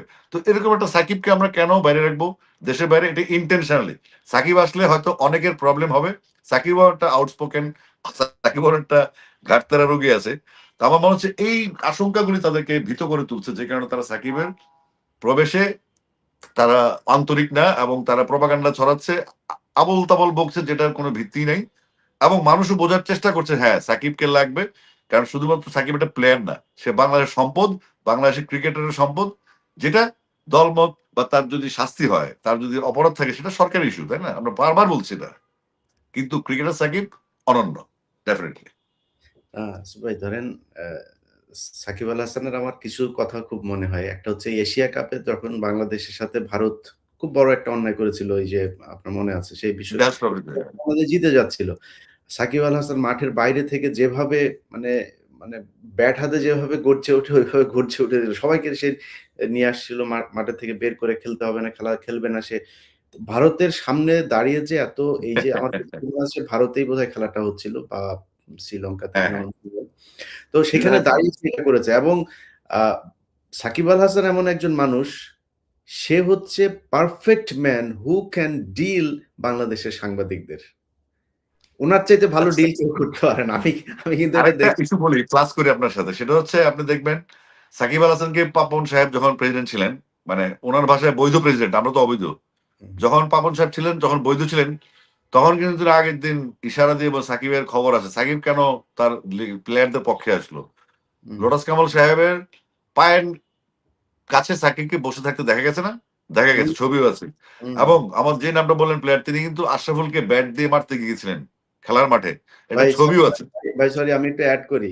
স এর বোন, আপনার তামিম ইকবালের বোনের বিয়ে হয়েছে কার সাথে জানেন আপনি? না, আমি জানি না। স সাবেক যুবলীগের চেয়ারম্যান ওমর ফারুকের মেয়ের সাথে। আরে এবং ভাই, এটা হইতে সেই পারে। আপনি ওখানে যাচ্ছেন না, আমরা একদম শেখ হাসিনাকে আপনার দেওয়া হয়েছে, রিসিপশন দেওয়া হয়েছে। মনে হয়েছে যে একটা মানে আওয়ামী লীগের কোনো একটা সভা-টভা, কাউন্সিল-টাউন্সিল কিছু একটা হচ্ছে। তো ও তো ওর রক্তে আওয়ামী লীগ। না, এখন তাকে পৃষ্ঠপোষকতা করছে একটা গ্রুপ বাংলাদেশে। তারা কারা সেটাও আমাদের চিহ্নিত করতে হবে। কারণ আমাদের দীর্ঘমেয়াদী ক্রিকেট, দীর্ঘমেয়াদী আমি বলছি যে ড্রাগ এবং কিশোর গ্যাং যেভাবে বাংলাদেশের সোসাইটি অবক্ষয় হচ্ছে, ক্রিকেট একটা বড় ভূমিকা পালন করতে পারে দেশকে বাঁচানোর জন্য। তো আমি মনে করি যারা আমাদের এই মুহূর্তে ক্রিকেটের বিরোধিতা করছে তাদের শুধু কন্টেন্ট তৈরি করা বা তাদের অবস্থান তৈরি করা বা পুরনো রেকর্ড গুলিকে ঢেকে রাখার জন্য তারা অবশ্যই বাংলাদেশের বিরুদ্ধে ষড়যন্ত্র করছে, এবং তাদেরকে আমি যতদিন আমি নিজে ডিফল্টার না হবো বা আমি ধরা পড়বো না, তাদেরকে আমি ততদিন ষড়যন্ত্রকারী বলবো। এবং তারা ক্রিকেটের বিরুদ্ধে একটা দেশের পক্ষে না, বাংলাদেশের বিপক্ষে তারা ষড়যন্ত্র করছে। জি, আসিফ ভাই, আমরা চাই যে সাকিব আল হাসানকে, আমার মনে হয় যদি সম্ভব হয়, আমি জানি না এটা সম্ভব হবে কিনা, যে তাকে আওয়ামী লীগে সে কোন পরিস্থিতিতে যোগ দিয়েছিলেন এবং তার এটার ব্যাপারে কোনো অনুশোচনা আছে কিনা? আমার মনে হয় এটার জন্য একটা সাধারণভাবে দেশবাসীর কাছে এইটুকু অনুশোচনা তার প্রকাশ করানোর সুযোগ আছে কিনা, এটা তাকে যুক্ত করার আগে করানো যায় কিনা, এটা একটু করলে আমার মনে হয় তার নিজের জন্য, মানুষের যে ভালোবাসা সে পায়, যাদেরটা পায় না এখনো তাদেরটাও আমার মনে হয় পেত। এটা একটু করা যায় কিনা এটা দেখবেন। আমরা খেলাধুলা নিয়ে সারাক্ষণ আমরা আলোচনা করেছি। আপনার আজকে বিশেষ একটা দিন। আপনার যেই আ মানে কি বলবো, যে ঝড় তোলা যেই ক্যাসেট, অ্যালবাম। অ্যালবাম আপনার 'ও প্রিয়া তুমি কোথায়?' তখন তো আমাদের ক্যাসেটের যুগ। আমরা ক্যাসেটের মধ্যে আপনার এই গান শুনেছি। গ্রামে আইসক্রিমের অ্যা আইসক্রিম বিক্রি করত, বাদাম বিক্রি করত। সবদিকে মাইকে বাজছে, মানুষের ঘরে বাজছে আপনার এই গান চারিদিকে। বাসে উঠলে এই গান বাজতো। তো এই যে গানটা আমি আরকি দর্শকদের, আমার খুব ভাল লেগেছে আপনার সাথে যেদিন আমার আ এখানে দেখা হয়েছিল, সেদিন এই বিষয়টা নিয়েই করছিলাম। শুনছিলাম, মানে মানুষের আমার মনে হয় এই জিনিসটা জানা দরকার। মানে আপনি এই যে গানটা করলেন, এইটা জানতেন কিনা যে এত বিখ্যাত হবে এটা? না, এটা আমি জানতাম না। বাট আমার যে ডিরেক্টর যিনি ইথুন বাবু, যিনি কথা সুর সংগীত করেছেন, তার খুব কনফিডেন্স ছিল হাই। হুম, আর আপনি জানেন যে 'ও প্রিয়া তুমি কোথায়' যেদিন বের হয় সেদিন মালিবাগে একটা ঘটনা ঘটেছিল। ডক্টর ইকবালের মিছিল থেকে গুলি হয়েছিল, ৪ জন মারা গেছে ডিবি অফিসে, হ্যাঁ? হুম, খুব খেয়াল করবেন কিন্তু। তখন বিএনপি পাওয়ারে আসে নাই। এবং ওখানে লেদার লিটন নামে একটা লোক ছিল যে গুলি করছে। এবং পরবর্তীতে যুগান্তর নামে একটা পত্রিকায় বাংলা মাত্র জন্মদিন হলো। যুগান্তর আমার ও প্রিয়ার জন্মদিন কিন্তু একই দিনে। তো হুম। যুগান্তর তখন ওই নিউজটা করে হেডলাইন করে হিট হয়ে গেল। কিন্তু আমার অ্যালবামটা ফ্লপ হয়ে গেল। বর্ষা, এই নানান রকম সমস্যা। বাট ইথুন বাবুর একটু কনফিডেন্স ছিল যে ৪ মাস পরে গিয়ে হলো অ্যালবামটা মানুষের কাছে গেছে, এবং এই অ্যালবামটা আসলে একটা মিথের পর্যায়ে চলে গেছে। আমি মনে করি অ্যালবামটার উপর আমার কোনো দখল নাই। এটা হচ্ছে সম্পূর্ণভাবে যারা শ্রোতা, যারা গান শোনেন আমার, এখনো প্রিয় গান শোনেন, এটা একটা মিথের মতো হয়ে গেছে। এটা আমি চাইলেও এর চাইতে ভালো কিছু করতে পারব না। নতুনভাবে প্রিয়া বা সবার বাংলাদেশের গানও তৈরি হবে না। এটা টোটালি বাংলাদেশের মানুষ বা বাংলাভাষী মানুষ নিয়েছেন। আর আপনি যে অ্যাঙ্গেল থেকে আসছেন, আমি আসলে কোনোভাবে আশা করি না যে 'ও প্রিয়া তুমি কোথায়' এত ব্লাস্ট হবে, কিংবা আজকে আমি আসিফ আকবর বা গায়ক কিংবা বিসিবি ডাইরেক্টর, এগুলো ছিল স্বপ্নের মতো। বাট এখন আমি আপনার সাথে কথা বলছি। এটা আমার জন্য অনেক আনন্দের। আমার দিন বদলে গেছে, আমার জীবনের বাঁক বদলে না, গেছে এক ও ও অ্যালবামে। ওই দিনের ইয়েটা একটু শুনতে চাই। মানে আপনি যেদিন আ হলো, আপনার যখন ক্যাসেটটা শুরু হলো, এরপরে আপনি চিন্তা করছিলেন যে চায়ের ইয়েতে আপনি কাজ করবেন, হ্যাঁ? মানে হ্যাঁ, হ্যাঁ। ক্রিকেটার হবেন না এটা হবেন। এই বিষয়গুলো একটু শুনতে চাই। মানে সমস্যা হচ্ছিল কি, আমার তো ২ ছেলে হয়ে গেছে। একটা 96 একটা 99 এ। হুম, তখন আমি বেকার। আমি মাস্টার্স কমপ্লিট করলাম, অনার্স কমপ্লিট করলাম। আমার আম্মা, যেহেতু আমরা একটা এডুকেটেড ফ্যামিলি, আমাদের সবাই জব আছে বা বা যার, যার মতো কাজ করছে। কিন্তু আমি বেকার। আমি গান গাই, এখান থেকে ৳৫০০ পাই, ওখান থেকে ৳২,০০০ পাই। আমার সাউন্ড সিস্টেমের ব্যবসা ছিল, ওইতে ৳৩,৫০০ ভাড়া পাইতাম, ৳৫,০০০ ভাড়া পাইতাম। এটা দিয়ে আমার সংসার চলত। কিন্তু আমার ফ্যামিলিটা মানত না। আমার বলতে পারে কোয়ালিফাইড ছেলে। তখন আমার চাকরি হলো ফিনলে টি কোম্পানিতে। হুম, হ্যাঁ? ফিনলে চা কোম্পানিতে ৳১৬,০০০ বেতন। আমি ছিলাম অ্যাসিস্ট্যান্ট ম্যানেজার। তখন ব্যাপারটা খারাপ ছিল না। কিন্তু আমার আম্মাকে আমি বলতাম, "আম্মা, একটা বড় জাল ফেলছি দিঘির মধ্যে। মনে করো ধর্মসাগরে একটা বড় জাল ফালাইছি। এটা জালের মধ্যে অনেক মাছ আসবে। কিন্তু এই জালটা টানতেও তো সময় লাগে, মানুষ লাগে। আমাকে একটু সময় দিতে হবে।" তারপরে তো সেই দিন আসলো, মহেন্দ্রাক্ষণ। এই অ্যালবাম গান গেলাম বিটিভিতে জুলাই মাসে, অ্যালবাম রিলিজ হলো গিয়ে জানুয়ারি মাসে। তাও কি, অ্যালবামটা রোজার ঈদে রিলিজ হওয়ার কথা। কিন্তু বড়, বড় শিল্পীরা ছিলেন, জেমস ভাই, বাচ্চু ভাই বা মনির খান ভাই, আ রুবেল ভাই, তাদের অ্যালবাম রিলিজ করলো। আমাকে বলল যে, "না, এই অ্যালবাম ছাড়া যাবে না।" আমার তো মন ভেঙে গেছে। কি করব? তো অ্যালবামটা ছাড়লো ২ ঈদের মাঝখানে। এই ৩০ জানুয়ারি ঢাকার বাইরে, ঢাকায় ৩১ জানুয়ারি। তো সবকিছু মিলিয়ে আহ, আমি একটু আমি কখনো হতাশ হই না, কিন্তু মন খারাপ হয়ে গেছিল যে আমার হয়তো আর ক্রিকেটটা মানে গানটা গাওয়া হলো না, আমাকে মনে হয় আবার চাকরিতে যেতে হবে। যে একটা স্বপ্ন দেখছিলাম, আমি একটু উচ্চাভিলাষী না, কিন্তু উচ্চাকাঙ্ক্ষা আমার থাকে। একটা ভালো কিছু করতে পারলে, ভালো জায়গায় যেতে পারলে ভালো কিছু করা যাবে, ক্ষমতা আসবে, প্রভাব আসবে, মানুষ কথা শুনবে, আমি আমার এথিক্যাল ইস্যুগুলো আমি শেয়ার করতে পারবো, অ্যাপ্লাই করতে পারবো। তো ওই সময়ের ব্যাপারটা ছিল এরকম যে আমার সন্তান দুইটা। ও প্রিয়া তুমি কোথায় আসা পরে মনে হচ্ছে আমার সন্তান আরেকটা। আমাকে গায়ক পিয়াল হাসান ফোন দিলেন, আসিফ তোমার অ্যালবাম রিলিজ হয়েছে। তখন আমি কুমিল্লায়, আমি আমার বাসা থেকে একটা দৌড় দিয়ে আমাদের জিলা স্কুলের সামনে অডিও জিপসি আছে, আমাদের নিজেদের ব্যবসা প্রতিষ্ঠান ছিল। আমরা ক্যাসেট বিক্রি করতাম, অ্যালবাম বিক্রি করতাম দোকানে, অডিও জিপসি। তখন আমি দৌড়ে সেখানে যাই এবং আমার বন্ধু বান্ধব সবাইকে বলে আয় আমার অ্যালবাম বেরিয়েছে। তারপরে তো আবার আরেক ঝামেলা, অ্যালবাম চলে না। তারপরে গিয়ে ভ্যালেন্টাইন্স পার হয়ে, কোরবানি পার হয়ে, বন্যা পার হয়ে ৩-৪ মাসের মাথায় ইতুন বাবু এই যে মলমের দোকানে, এই দোকানে সেই দোকানে গান টান বাজায়, মোটামুটি লটারির দোকানে বাজায়, গানটাকে একটা পর্যায়ে নিয়ে আসছে এবং পরবর্তী ইতিহাস তো আমরা জানি। আপনার সামনে আমি। না সেটাই। আচ্ছা ভাই, আমি আমি তখন মানে আমাদের সময়টাতে যদি আপনার কি পরিমাণে ফ্যান আমি ছিলাম, আমার আপনার বন্ধু-বান্ধবী তো যারা প্রিয় গান আমি যতটুকু জানি, আপনার আমার যে শেরানি ছিল নিউ ইয়র্কে। আজকে তো সবসময় তো প্রশ্ন করেন মানুষদেরকে, আপনি আপনার আপনার নিয়ে মানুষের ভয়ও আছে। আপনি এখনো মাঝে মাঝে গানটা একটু গেয়ে শোনান, মানুষ যেন জানতে পারে গানটা কতটুকু ফ্যান আপনি ছিলেন এবং আপনি কেমন গান। ওইটা আমারে দিয়ে সম্ভব না ভাই। ওইটা ট্রাই গাইতে করেন, গেলে সাথে আমি আছি। যেহেতু অপ্রিয়ার জন্মদিন, একটা 25 বছর একটা সেলিব্রেশন তো লাগবেই, আপনিই করেন। ওইটা আমারে দিয়ে জীবনেও সম্ভব না। আমি পারব না ভাই, সরি এটা। তাহলে আমি আর গেয়ে দিই আমার ফ্যান্সদের জন্য। জি, জি, আমি গেয়ে জি। দিই একটু। যেহেতু এটা অন্য প্রোগ্রাম, তারপরেও আমি, যেহেতু আজকে একটা বিশাল দিন, আমার আমার আনন্দের দিন, একটা প্রতিষ্ঠার দিন, আমি গাই, অপ্রিয়টাই গাই। সাধারণত গাইতে চাই না, ছেলে মেয়ে বিয়ে দিয়ে দিছি তো এগুলো চলে না এখন, তারপর গাই। মিথুন বাবুর কথা সুর সঙ্গীত, প্রোডাকশন, সাউন্ড টেক, তাদের কাছে আমি চিরকৃতজ্ঞ। বুকের জমানো ব্যথা কান্নার নোনা জলে, ঢেউ ভাঙে চোখের নদীতে, অন্যের হাত ধরে চলে গেছো দূরে, পারি না তোমায় ভুলে যেতে। ও প্রিয়া, ও প্রিয়া, তুমি কোথায়? ও প্রিয়া, ও প্রিয়া, তুমি কোথায়?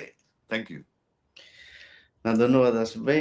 আমরা আ অনুষ্ঠানের শেষ দিকে একটা বিষয় বলে তারপরে দর্শকদের কাছ থেকে বিদায় নেই। আমি ২ টা একটা ইয়ে থেকে আইডি থেকে বেশ কয়েকটা কমেন্ট আমার চোখে পড়েছে। আমি মাঝে মধ্যে কমেন্টে যখন যাই তখন কিছু কমেন্ট পড়ি। তো সেখানে লেখা আছে যে ২ পাকিস্তানি, হ্যাঁ? একটা একটা ইয়ে থেকে লিখেছে।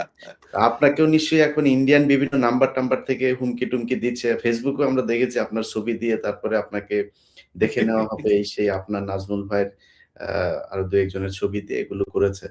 তো আমি একটা জিনিস, আমার এই শ্রদ্ধেয় ভাইদের, উনারা এখন আসলে ইন্ডিয়াতে ফেন্সিডিল-টেনসিল খেয়ে তারপরে খুব মানবেতর জীবনযাপন করেন। উনাদের অনেক শোক আছে যে কারণে আওয়ামী লীগকে নিয়ে এখন খুব বেশি কিছু বলি না। বাট এইটুক জিনিস বলতে চাই, সেটা হচ্ছে যে ভাই, আপনাদের আ যিনি নেত্রী তিনি কিন্তু এখন ইন্ডিয়াতে আছেন। তারপরে ওইদিকে মোদিরও কিন্তু বিয়ে-শাদী হয় নাই। তো আমরা কিন্তু কেউ পাকিস্তানে যাইনি ভাই। আপনারা কিন্তু ইন্ডিয়াতে আপনাদের নেত্রী আছে, ওইদিকে খোঁজখবর রাখেন। আমার মনে হয় দেশে আসিফ আকবর কি করলো, বিসিবি কি করলো, ইলিয়াস হুসাইন কি করলো, এইসব দিকে খোঁজখবর রাখার আপনাদের দরকার নেই। আপনারা এই দেশে মোটামুটি কালো তালিকাভুক্ত। আপনারা যদি ওই রিফাইন হয়েও আসতে চান, হয় বিএনপির ঘাড়ে চড়ে আসতে হবে অথবা জামাতের ঘাড়ে চড়ে আসতে হবে। হাসিনাকে নিয়া তারপরে দলবল নিয়ে বাংলাদেশে রাজনীতি করবেন, নির্বাচন করবেন, সেই দিন কোনদিন আসবে না। এই দেশের ক্রিকেট অঙ্গনে বাংলাদেশের মানুষ যেভাবে সম্পৃক্ত হয়েছে, সেটার ক্রেডিট ভারতের। ভারত যদি আমাদের সাথে এই আচরণ না করত, আজকে আসিফ আকবর, আজকে আমিনুল ইসলাম বুলবুল, নাজমুল হুসাইন, তিনাদের পিছনে মানুষ এইভাবে ছুটতো না। আমি নিজেও আজকে এই বিষয় এটা নিয়ে কথা বলার জন্য এত আগ্রহ বোধ করতাম না। আমার নিজের অন্তর থেকে আসিফ ভাই, আপনারা বোর্ডে যারা আছেন, সবার প্রতি আমার খুব কৃতজ্ঞতা, ভালোবাসা, যে আমরা অবশ্যই আমাদের কিছু ক্ষতি তো হয়তো হবেই। আমরা একটা বিশ্বকাপ খেলতে পারি নাই। কিছু প্লেয়ারের মন খারাপ এটা একটা হয়েছে। ইভেন্ট আসলে ২ বছর পর পর হয়। এটা হুম, এটা তো আচ্ছা, আমার শুধু কোন প্লেয়ার যদি আহত হয়ে যায় তখন আপনি কাকে উত্তরটা দিবেন? এই দায়িত্ব কে নিবে? কমেন্ট বক্সের লোকজন নিবে? হুম, হুম। নাকি আচ্ছা, এই ট্যাগ তো পুরনো বাণিজ্য। তো আমার ট্যাগ একবার ইন্ডিয়ান দেয়, একবার আমেরিকান, যাই দেখ, আমি আমার কথা বলা বন্ধ রাখবো না। এবং এই বিসিবি, বাংলাদেশ ক্রিকেট বোর্ড বর্তমান বোর্ড, এখন তো একজন চলে গেছেন আমাদের ইশতিয়াক সাদেক, খুব দারুণ মানুষ, চৌকস মানুষ ছিলেন, কিন্তু ওনার বাবা খুব অসুস্থ, উনি প্রায় 1.5 মাস বোর্ডে আসতে পারেননি। তো এগুলো নিয়ে আবার 3 জন ডাইরেক্টর পদত্যাগ করছে, আরো ডাইরেক্টর পদত্যাগ করবে, এগুলো বলা হচ্ছে। আমি একটা কথা বলে আপনাকে ইলিয়াস ভাই, আজকে আপনার মাধ্যমে স্পেশাল এডিশনের মাধ্যমে মানুষকে বলতে চাই, আমরা এই বিসিবির এই বোর্ডটা বাংলাদেশের শেষ বোর্ড ইনশাল্লাহ, যেটা আমরা বাংলাদেশ ক্রিকেট না শুধু, আমরা বাংলাদেশের ডিসিপ্লিন নিয়ে কাজ করছি। এবং এই বোর্ড ব্যর্থ যদি হয় বা কোন রকম রাজনৈতিক দমন পীড়নে যদি এই বোর্ড কাজ করতে না পারে, বাংলাদেশের ক্রিকেটটা আসলে ঝুঁকির মধ্যে থাকবে। কারণ আমরা যেটা করছি সেটা হচ্ছে সিইও হিসেবে কাজ করছি, এখানে ম্যানেজ করছি। এবং সব বললাম না আপনাকে যে আমাদের ভিশন ট্রিপল সেঞ্চুরি, বিশ্বাস ট্রিপল সেঞ্চুরি ভিশন, বিশ্বাস, পারফরমেন্স, দেশ সর্বত্র পৌঁছানো, জুয়া থেকে ক্রিকেটকে সুরক্ষা করা, উচ্চমানের পারফরমেন্স নিশ্চিত করা, সংযোগ গড়ে তোলা, উন্নয়ন করা, এবং বিসিবিকে বিশ্বমানের একটা প্রতিষ্ঠান হিসেবে তৈরি করা, যার মেরুদণ্ড থাকবে, যে মেরুদণ্ড নিয়ে সিদ্ধান্ত নেবে, যার ঘাড়ের শির দ্বারা সিদ্ধ থাকবে, এবং বাংলাদেশের পক্ষে কথা বলবে সবসময় ইনশাআল্লাহ। না, না, আমরা এই খেলার মধ্যেও দেখলাম তো যে আমাদেরকে এই যে মানে কৃত্রিমভাবে পাকিস্তানের সাথে যে সংকট তৈরি করে রাখা হয়েছে এসব বলে, আজকে গত পরশুদিন পাকিস্তানের সাথে বাংলাদেশের সরাসরি ফ্লাইট চালু হয়েছে ১৪ বছর পরে। আমি বাংলাদেশের সবার কাছে বলব, ভাই পাকিস্তানের সাথে আমাদের পাকিস্তান কি পাবে সেটা না, আমরা কি পাবো আমরা সেটা দেখব। পাকিস্তানের থেকে আমরা অনেক, সেখানে প্রচুর পর্যটন কেন্দ্র আছে। তাদের অনেক ওয়ার্ল্ড ক্লাস কিছু হসপিটাল আছে, সেখানে আমরা অল্টারনেটিভ ট্রিটমেন্ট নিতে যাইতে পারি।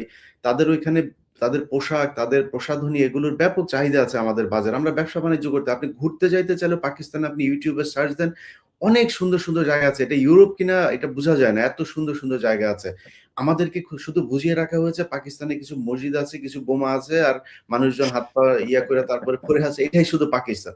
এটাই শুধু পাকিস্তান না। পাকিস্তান অনেক সুন্দর। বাট আমার কথা হলো পাকিস্তান কি আমার জানার দরকার নাই।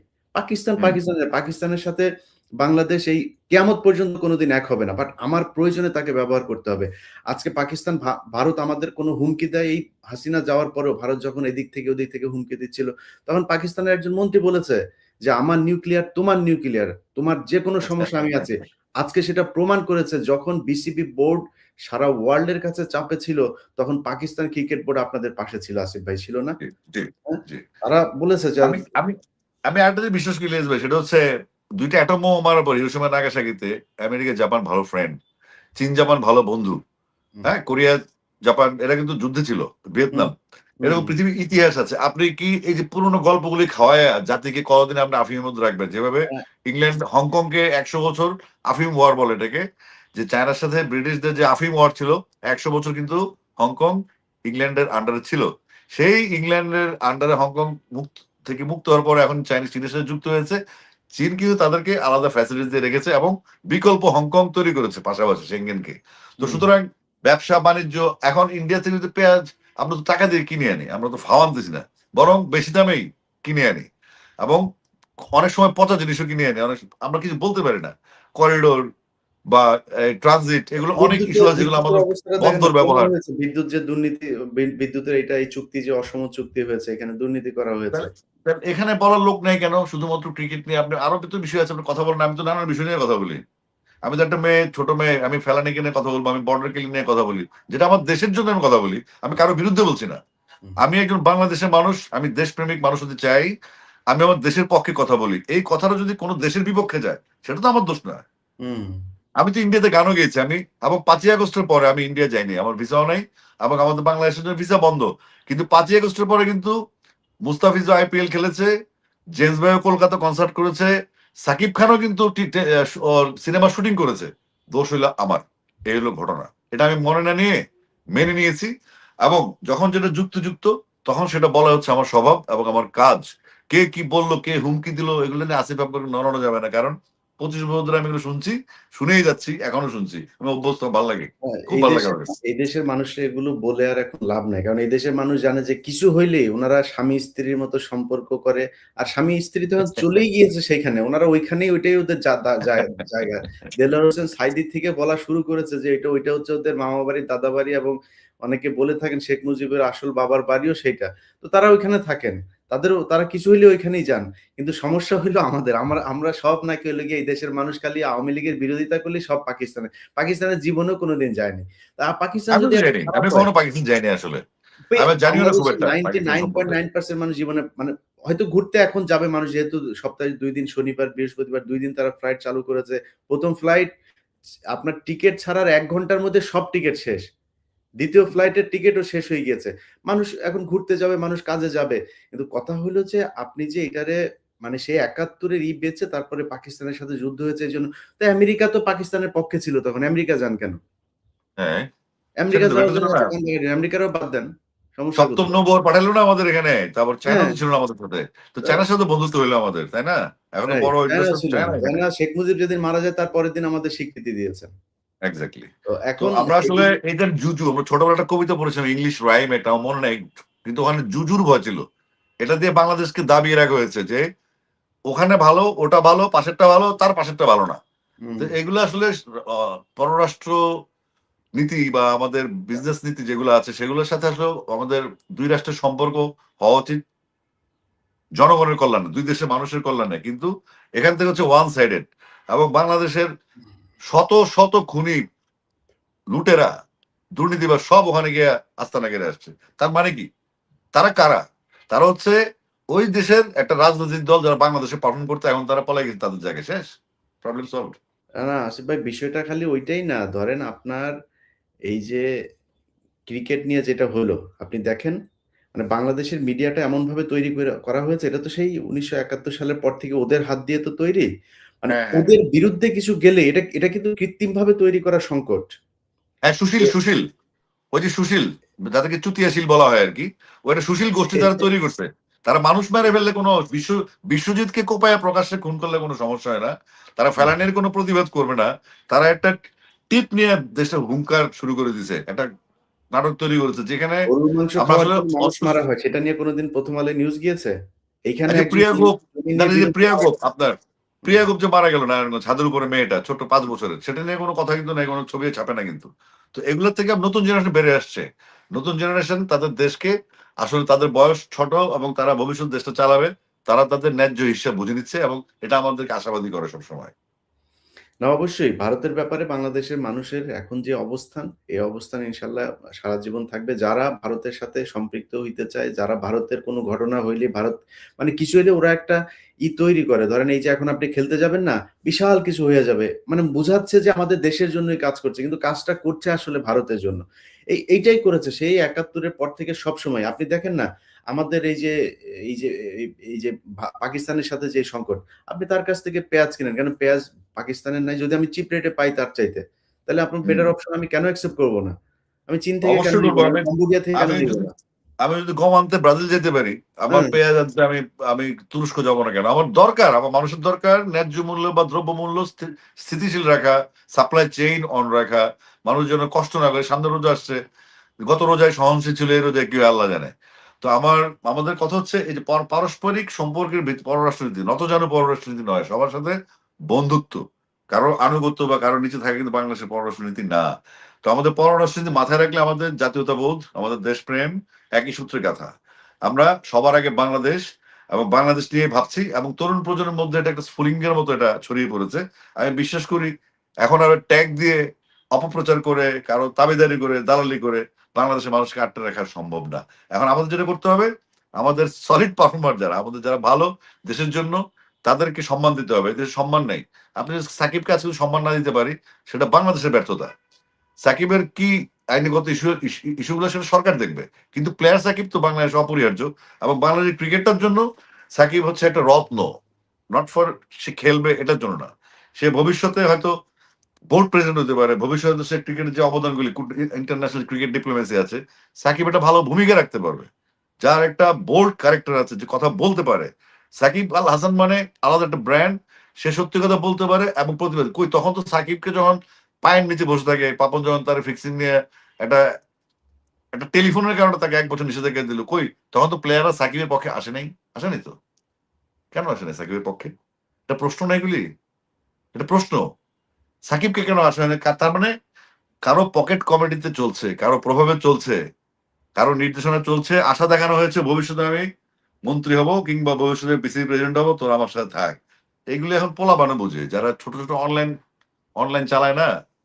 আর এখানে কিছু ওই ভারতীয় মিডিয়া এখানে বাংলাদেশে আছে, যেটা তারা ওখানকার বেতন আর বাংলাদেশে ওদের পারপাস সার্ভ করে, এদেরকেও চিহ্নিত করা হয়েছে। এবং বেসিক্যালি এই যে স্টেডিয়ামে যে পরিবেশটা নষ্ট হয়, সেটা ওদের একটা বিরাট ভূমিকা থাকে। বুলবুল ভাই পালিয়ে গেছে, এটা ওরাই এই প্রপাগান্ডাগুলো করে, আলতু ফালতু নিউজ করে আইসিসির সাথে বাংলাদেশ দূরত্ব বাড়ে। তারা বলতো যে ভারতীয় মিডিয়া মিথ্যাচার করে, আমি তো মনে হয় ওরা তো ওদের পক্ষে করে, কিন্তু আমাদের মিডিয়া আমাদের বিপক্ষে গিয়ে মিথ্যাচার করে। এটা অনেক দুঃখজনক এবং এটা এক ধরনের বিদ্রোহ এবং রাষ্ট্রদ্রোহিতার সামিল। এটা অবশ্যই শাস্তি হওয়া উচিত এখানে। না, আপনি মাঝখানে বললেন না যে অনেক মানুষ ওরা বলে যে আমাদের অনেক বন্ধু আছে বাংলাদেশে। আসিফ ভাই, বিলিভ মি, যদি বাংলাদেশে কোনোদিন ভারত অ্যাটাক করে, এই বাংলাদেশের অনেক মানুষ বর্ডারে যায় দাঁড়ায় থাকবে, প্লিজ আব্বা আসেন, আমাদের ধরেন। এটা করবে। হাজার হাজার এরকম লোক আছে বাংলাদেশে। এই গ্রুপ মানে বাংলাদেশের ক্রিকেটের যারা আজকে এত দেশপ্রেমের কথা বলে, যে প্লেয়াররা আছেন, তারা সাকিব আল হাসান, মাশরাফিরে তারা ওই দিন বুঝাইতে পারেনি বা অন্তত বয়কট করতে পারেনি। তারা তো মাগুরাতে গিয়েছেন আপনার এই নৌকার মিছিল করতে। আপনারা কেন গেলেন? শাহবাগে গেছে না? শাহবাগে জানি। হ্যাঁ, সা- তাহলে এগুলো স্বাভাবিক। প্রশ্ন উত্তর দিবে কি? শাহবাগে যে রানিং প্লেয়াররা গেল, এটা তারা পারে না, তো এটা করতে এবং পারে এই না। প্লেয়ারদের ভেতরে আপনার লিটন দাস একজন হিন্দু মানুষ। লিটন দাস প্রোফাইল লাল করেছেন সবার আগে। তাহলে এই বাংলাদেশের এই মুসলমান প্লেয়াররা কই ছিল সেদিন? আমি তো লিটনকে স্যালিউট জানাই, কারণ লিটন স্বল্পভাষী এবং তার সিদ্ধান্তে সে অটল, এবং সে জানে ব্যাপারটা এই দেশটা তার, এই দেশটার সে নেতা, সে 20 কোটি মানুষের নেতা লিটন দাস, যে বাংলাদেশ ক্রিকেটটাকে সে ক্যাপ্টেন সেই টিমের। তো এটা তো আমাদের গর্বের, আমাদের অহংকারের। কিন্তু এটা উল্টা বিশ্লেষণ করা হয়, এই যে ডিভাইড এন্ড রুল খেলাটা, ব্রিটিশদের যে ডিভাইড এন্ড রুল, এটা বাংলাদেশে এখন অচল অস্ত্র হয়ে গেছে, এটা চলে না। তরুণ প্রজন্ম জেগে গেছে, এক হাতিতেও আমাদেরকে আরো ঐক্যবদ্ধ করে দিয়ে গেল। এক হাতি দেখা দিয়ে গেল যে আগ্রাসন বা সাম্রাজ্যবাদ বা আধিপত্যবাদের বিরুদ্ধে কথা বলতে হয়, এটা ফরজ, এটা বলতে হবে দেশের জন্য, ডেফিনেটলি। এবং সারা সেটা বলছে ইনসাফ। ওই ইনসাফের কথাটাই বলি হাদির, যে আমার শত্রুর সাথে যদি ইনসাফ হয়, আমিও সাকিবের সাথে ইনসাফ চাই ইনফ্যাক্ট। না, ওইটাই আমাদের এই মুসলমানদের জন্য সারা পৃথিবীতে যতটা না অন্য ধর্মের, তার চাইতে বড় সমস্যা আমাদের দেশের সকল যেসব সেকুলার আছে, এরা সেকুলার না। পৃথিবীর বহু সেকুলার আমি দেখেছি, তারা সব ধর্ম নিয়ে মানে কোনো সমালোচনা নেই, কোনো ধর্মকে তারা মানে না, বাট রেসপেক্ট করে সব ধর্মকে। হ্যাঁ, কিন্তু হ্যাঁ, উনাদের চুলকানি শুধুমাত্র শুধু মুসলমানদের নিয়ে। হ্যাঁ, তার একটু মানে নিয়ে সমস্যা, তাদের অনেক সমস্যা। অন্য অন্য ধর্মের কারা কারা আপনার কোন আধ্যাত্মিক নেতারা আপনার যারা কিনা ৮০,০০০ ৭০,০০০ বিয়ে করেছে সেটা নিয়ে আলোচনা নাই। হুম। কিন্তু হযরত মুহাম্মদ সাল্লাল্লাহু আলাইহি সাল্লাম কোন পরিস্থিতিতে, বিশেষ পরিস্থিতিতে তার বয়সে অনেক বড় নারীকে তার সম্মান দেওয়ার জন্য তার তার তারকে জাস্ট মানে থাকা খাওয়ার ব্যবস্থা করে তাকে নিরাপত্তা দেওয়ার জন্য বিয়ে করেছেন। সেই নারীদেরকে নিয়েও, সেটা নিয়েও তাদের সমালোচনা। হযরত আয়েশা রাদিয়াল্লাহু তাআলা আনহা তিনার ৯ বছর বয়সকে ৬ বছর বানায় সেটা নিয়েও সমালোচনা করে। কিন্তু অন্য ধর্মে যে তাদের পছন্দের যে ধর্ম সেগুলো নিয়ে যে নানান সমালোচনা আছে, যেগুলো আছে ওটা নিয়ে কোনো ইয়ে নেই। এবং অনেক এ কথাবার্তা আছে। আমরা কোন ধর্ম নিয়ে বিকৃত করে কথা বলতে চাই না, কোন ধর্মকে অপমানও করতে চাই না। কিন্তু আমাদের এই অবশ্যই না। সকল সেকুলার, এদের কাজই হচ্ছে শুধু ইসলামকে নিয়ে কথা বলা। এরা, এদের একদম। মূল দাদার বাড়ি হচ্ছে ইন্ডিয়া। ইন্ডিয়ার জন্য যা করা দরকার এরা করে। যাক আসিফ ভাই, আপনাদের বোর্ডে যারা আছেন, আপনারা যে জায়গায় পা দিয়েছেন, আপনি আপনাকে আমার সবচাইতে বেশি যে কারণে ভাল লাগে, সত্যি কথা বলি, সেটা হচ্ছে আপনি অত্যন্ত আউটস্পোকেন একজন মানুষ। আপনি তেলবাজি কইরা কোথাও আপনি কোনো পদে থাকতে চান না। সেটা থাকতে চাইলে আজকে অ্যা অনেকের চাইতে বিএনপিতে অনেক ভালো থাকতে পারতেন। সেটা আপনি থাকেন না। এই কারণে রেসপেক্ট করি আপনাকে। আপনি এখানে এই সরাসরি 'প্রথম আলো' নিয়ে কথা বলা, বোর্ডের ডিরেক্টর থাকা অবস্থায় না, প্রথম এটা আলো ভুল এটা করলে আমি প্রথম আলো কি কোরআন শরীফ নাকি? আমার এটা বলতে হবে আপনি না? ১ম ও আমি মনে হয় প্রথম আপনি আলো ভুল ১ম করে দিকে সেটা বলতে হবে তো। তারা কার্টুন করলো কেন? তাদের জবাব দিতে নাই। এখন আমরা বলতে, আমরা কি করতে পারি? প্রতিবাদ দিতে পারি, ছাপবে চিপা আপনারা দিয়ে। আইনগত ব্যবস্থা নিতে পারেন এগুলো নিয়ে। 'প্রথম আলোর' এগুলো চলতে দেওয়া যাইতে পারে না। এটা না, তাদের ব্যাপারে এটা আপনি তো একটা আইনগত ইস্যু, ব্যবস্থা। বাট প্রথম আলো একটা বড় মিডিয়া, আমরা আশা করব তাদের কাছ থেকে বিশ্বাসযোগ্য খবর। বিশেষ করে ক্রিকেটটা যেহেতু আমাদের গর্বের জায়গা, তাদেরকে অনুরোধ করব আপনারা প্লিজ প্রয়োজন আমাদের জিজ্ঞেস করেন। আমি তো এইটাই হেল্প করি। বুঝতে হবে। সে তো মানে আপনার বিসিবি নিয়ে করবে না। সে হচ্ছে ইন্ডিয়ান ক্রিকেট বোর্ডের বাংলাদেশী এজেন্ট তারা। না, প্রথম আলোর সাথে আমার সম্পর্ক আগে থেকে ভালো। তারা আমাকে ফোনে দেয়, আমি রেসপন্সও করি। কিন্তু কথা হচ্ছে, আপনারা ওই কনটেন্ট প্রোভাইডার হয়েন না। আপনারা প্রথম আলো থাকেন, আপনারা দেশের জন্য থাকেন। আপনার যে সাংবাদিকদের বা মিডিয়ার মাথায় যখন পচন ধরে, তখন জাতি আর ঠিক থাকে না। আমার মনে হয় আমাদের মিডিয়ার মাথায় পচন ধরেছে, সেখান থেকে বেরোতে হবে। না, ওইটাই। তো আপনারা যেহেতু একটা, আমি বলব যে একটা জেহাদের মধ্যে আছেন, বাংলাদেশের অ্যা আ ১৮ কোটি মানুষের কাছে আমাদের অনুরোধ থাকবে যে বিভ্রান্ত না হওয়ার। তাদের বিরুদ্ধে এরকমও হইতে পারে এই যে আমিনুল ইসলাম বুলবুল সকালে এসেছেন অফিস করতে, তিনারা বানিয়ে দিয়েছেন অস্ট্রেলিয়াতে চলে গিয়েছেন। হয়তো কালকে এক নিউজ হয়ে যাইতে পারে যে আসিফ আকবরের ১৭০০ কোটি টাকার সম্পত্তি পাওয়া গিয়েছে গুলিস্তানে। হইতে পারে। এগুলো তাদের পত্রিকা দিয়ে সম্ভব। বিভ্রান্ত না হওয়ার জন্য অনুরোধ। কারণ এই বোর্ডটা এমন কিছু কাজ করছে, যেই কাজগুলো এদেশের এই দুর্নীতিকে একদম মূল থেকে উৎপাদন করার জন্য যে কাজগুলো করা দরকার সেটা তারা করছে। সেই কাজ করতে গিয়ে অনেক সাংবাদিক, অনেক বিশেষ নেতা যারা সামনে ক্রীড়ামন্ত্রী-টন্ত্রী হবেন এরকম লোকজনও আছেন। এরকম অনেকের অ্যা মানে হিংসার পাত্র হয়েছেন। সেই জায়গাগুলো থেকে আল্লাহ আপনাদেরকে বাঁচাক এবং আমি দেশবাসীর কাছে অনুরোধ করব যে আপনারা বিভ্রান্ত হয়েন না। আসিফ ভাই আপনাকে ইনশাআল্লাহ। ধন্যবাদ। আমরা ১ থ্যাংক ইউ। ঘন্টা ১৫ মিনিট একটা শো করলাম। এত লম্বা সময় দেওয়ার জন্য আপনাকে আবারও ধন্যবাদ জানাচ্ছি এবং আপনার ক্রিকেট এবং আ আপনার গানের জগৎ ২ জায়গাতেই আপনি সফল হন। এটাই আ আপনার আ দোয়া করি। প্রিয় দর্শক, আমরা কারেন্ট এডিশনে ছিলাম। কারেন্ট এডিশনের ফেসবুক পেজ এবং ইউটিউব চ্যানেলে যুক্ত থাকুন। আমরা পরবর্তী অনুষ্ঠানে আবার আপনাদের সাথে নতুন কোনো অতিথির সাথে দেখা হবে ইনশাআল্লাহ। Thank you. ধন্যবাদ।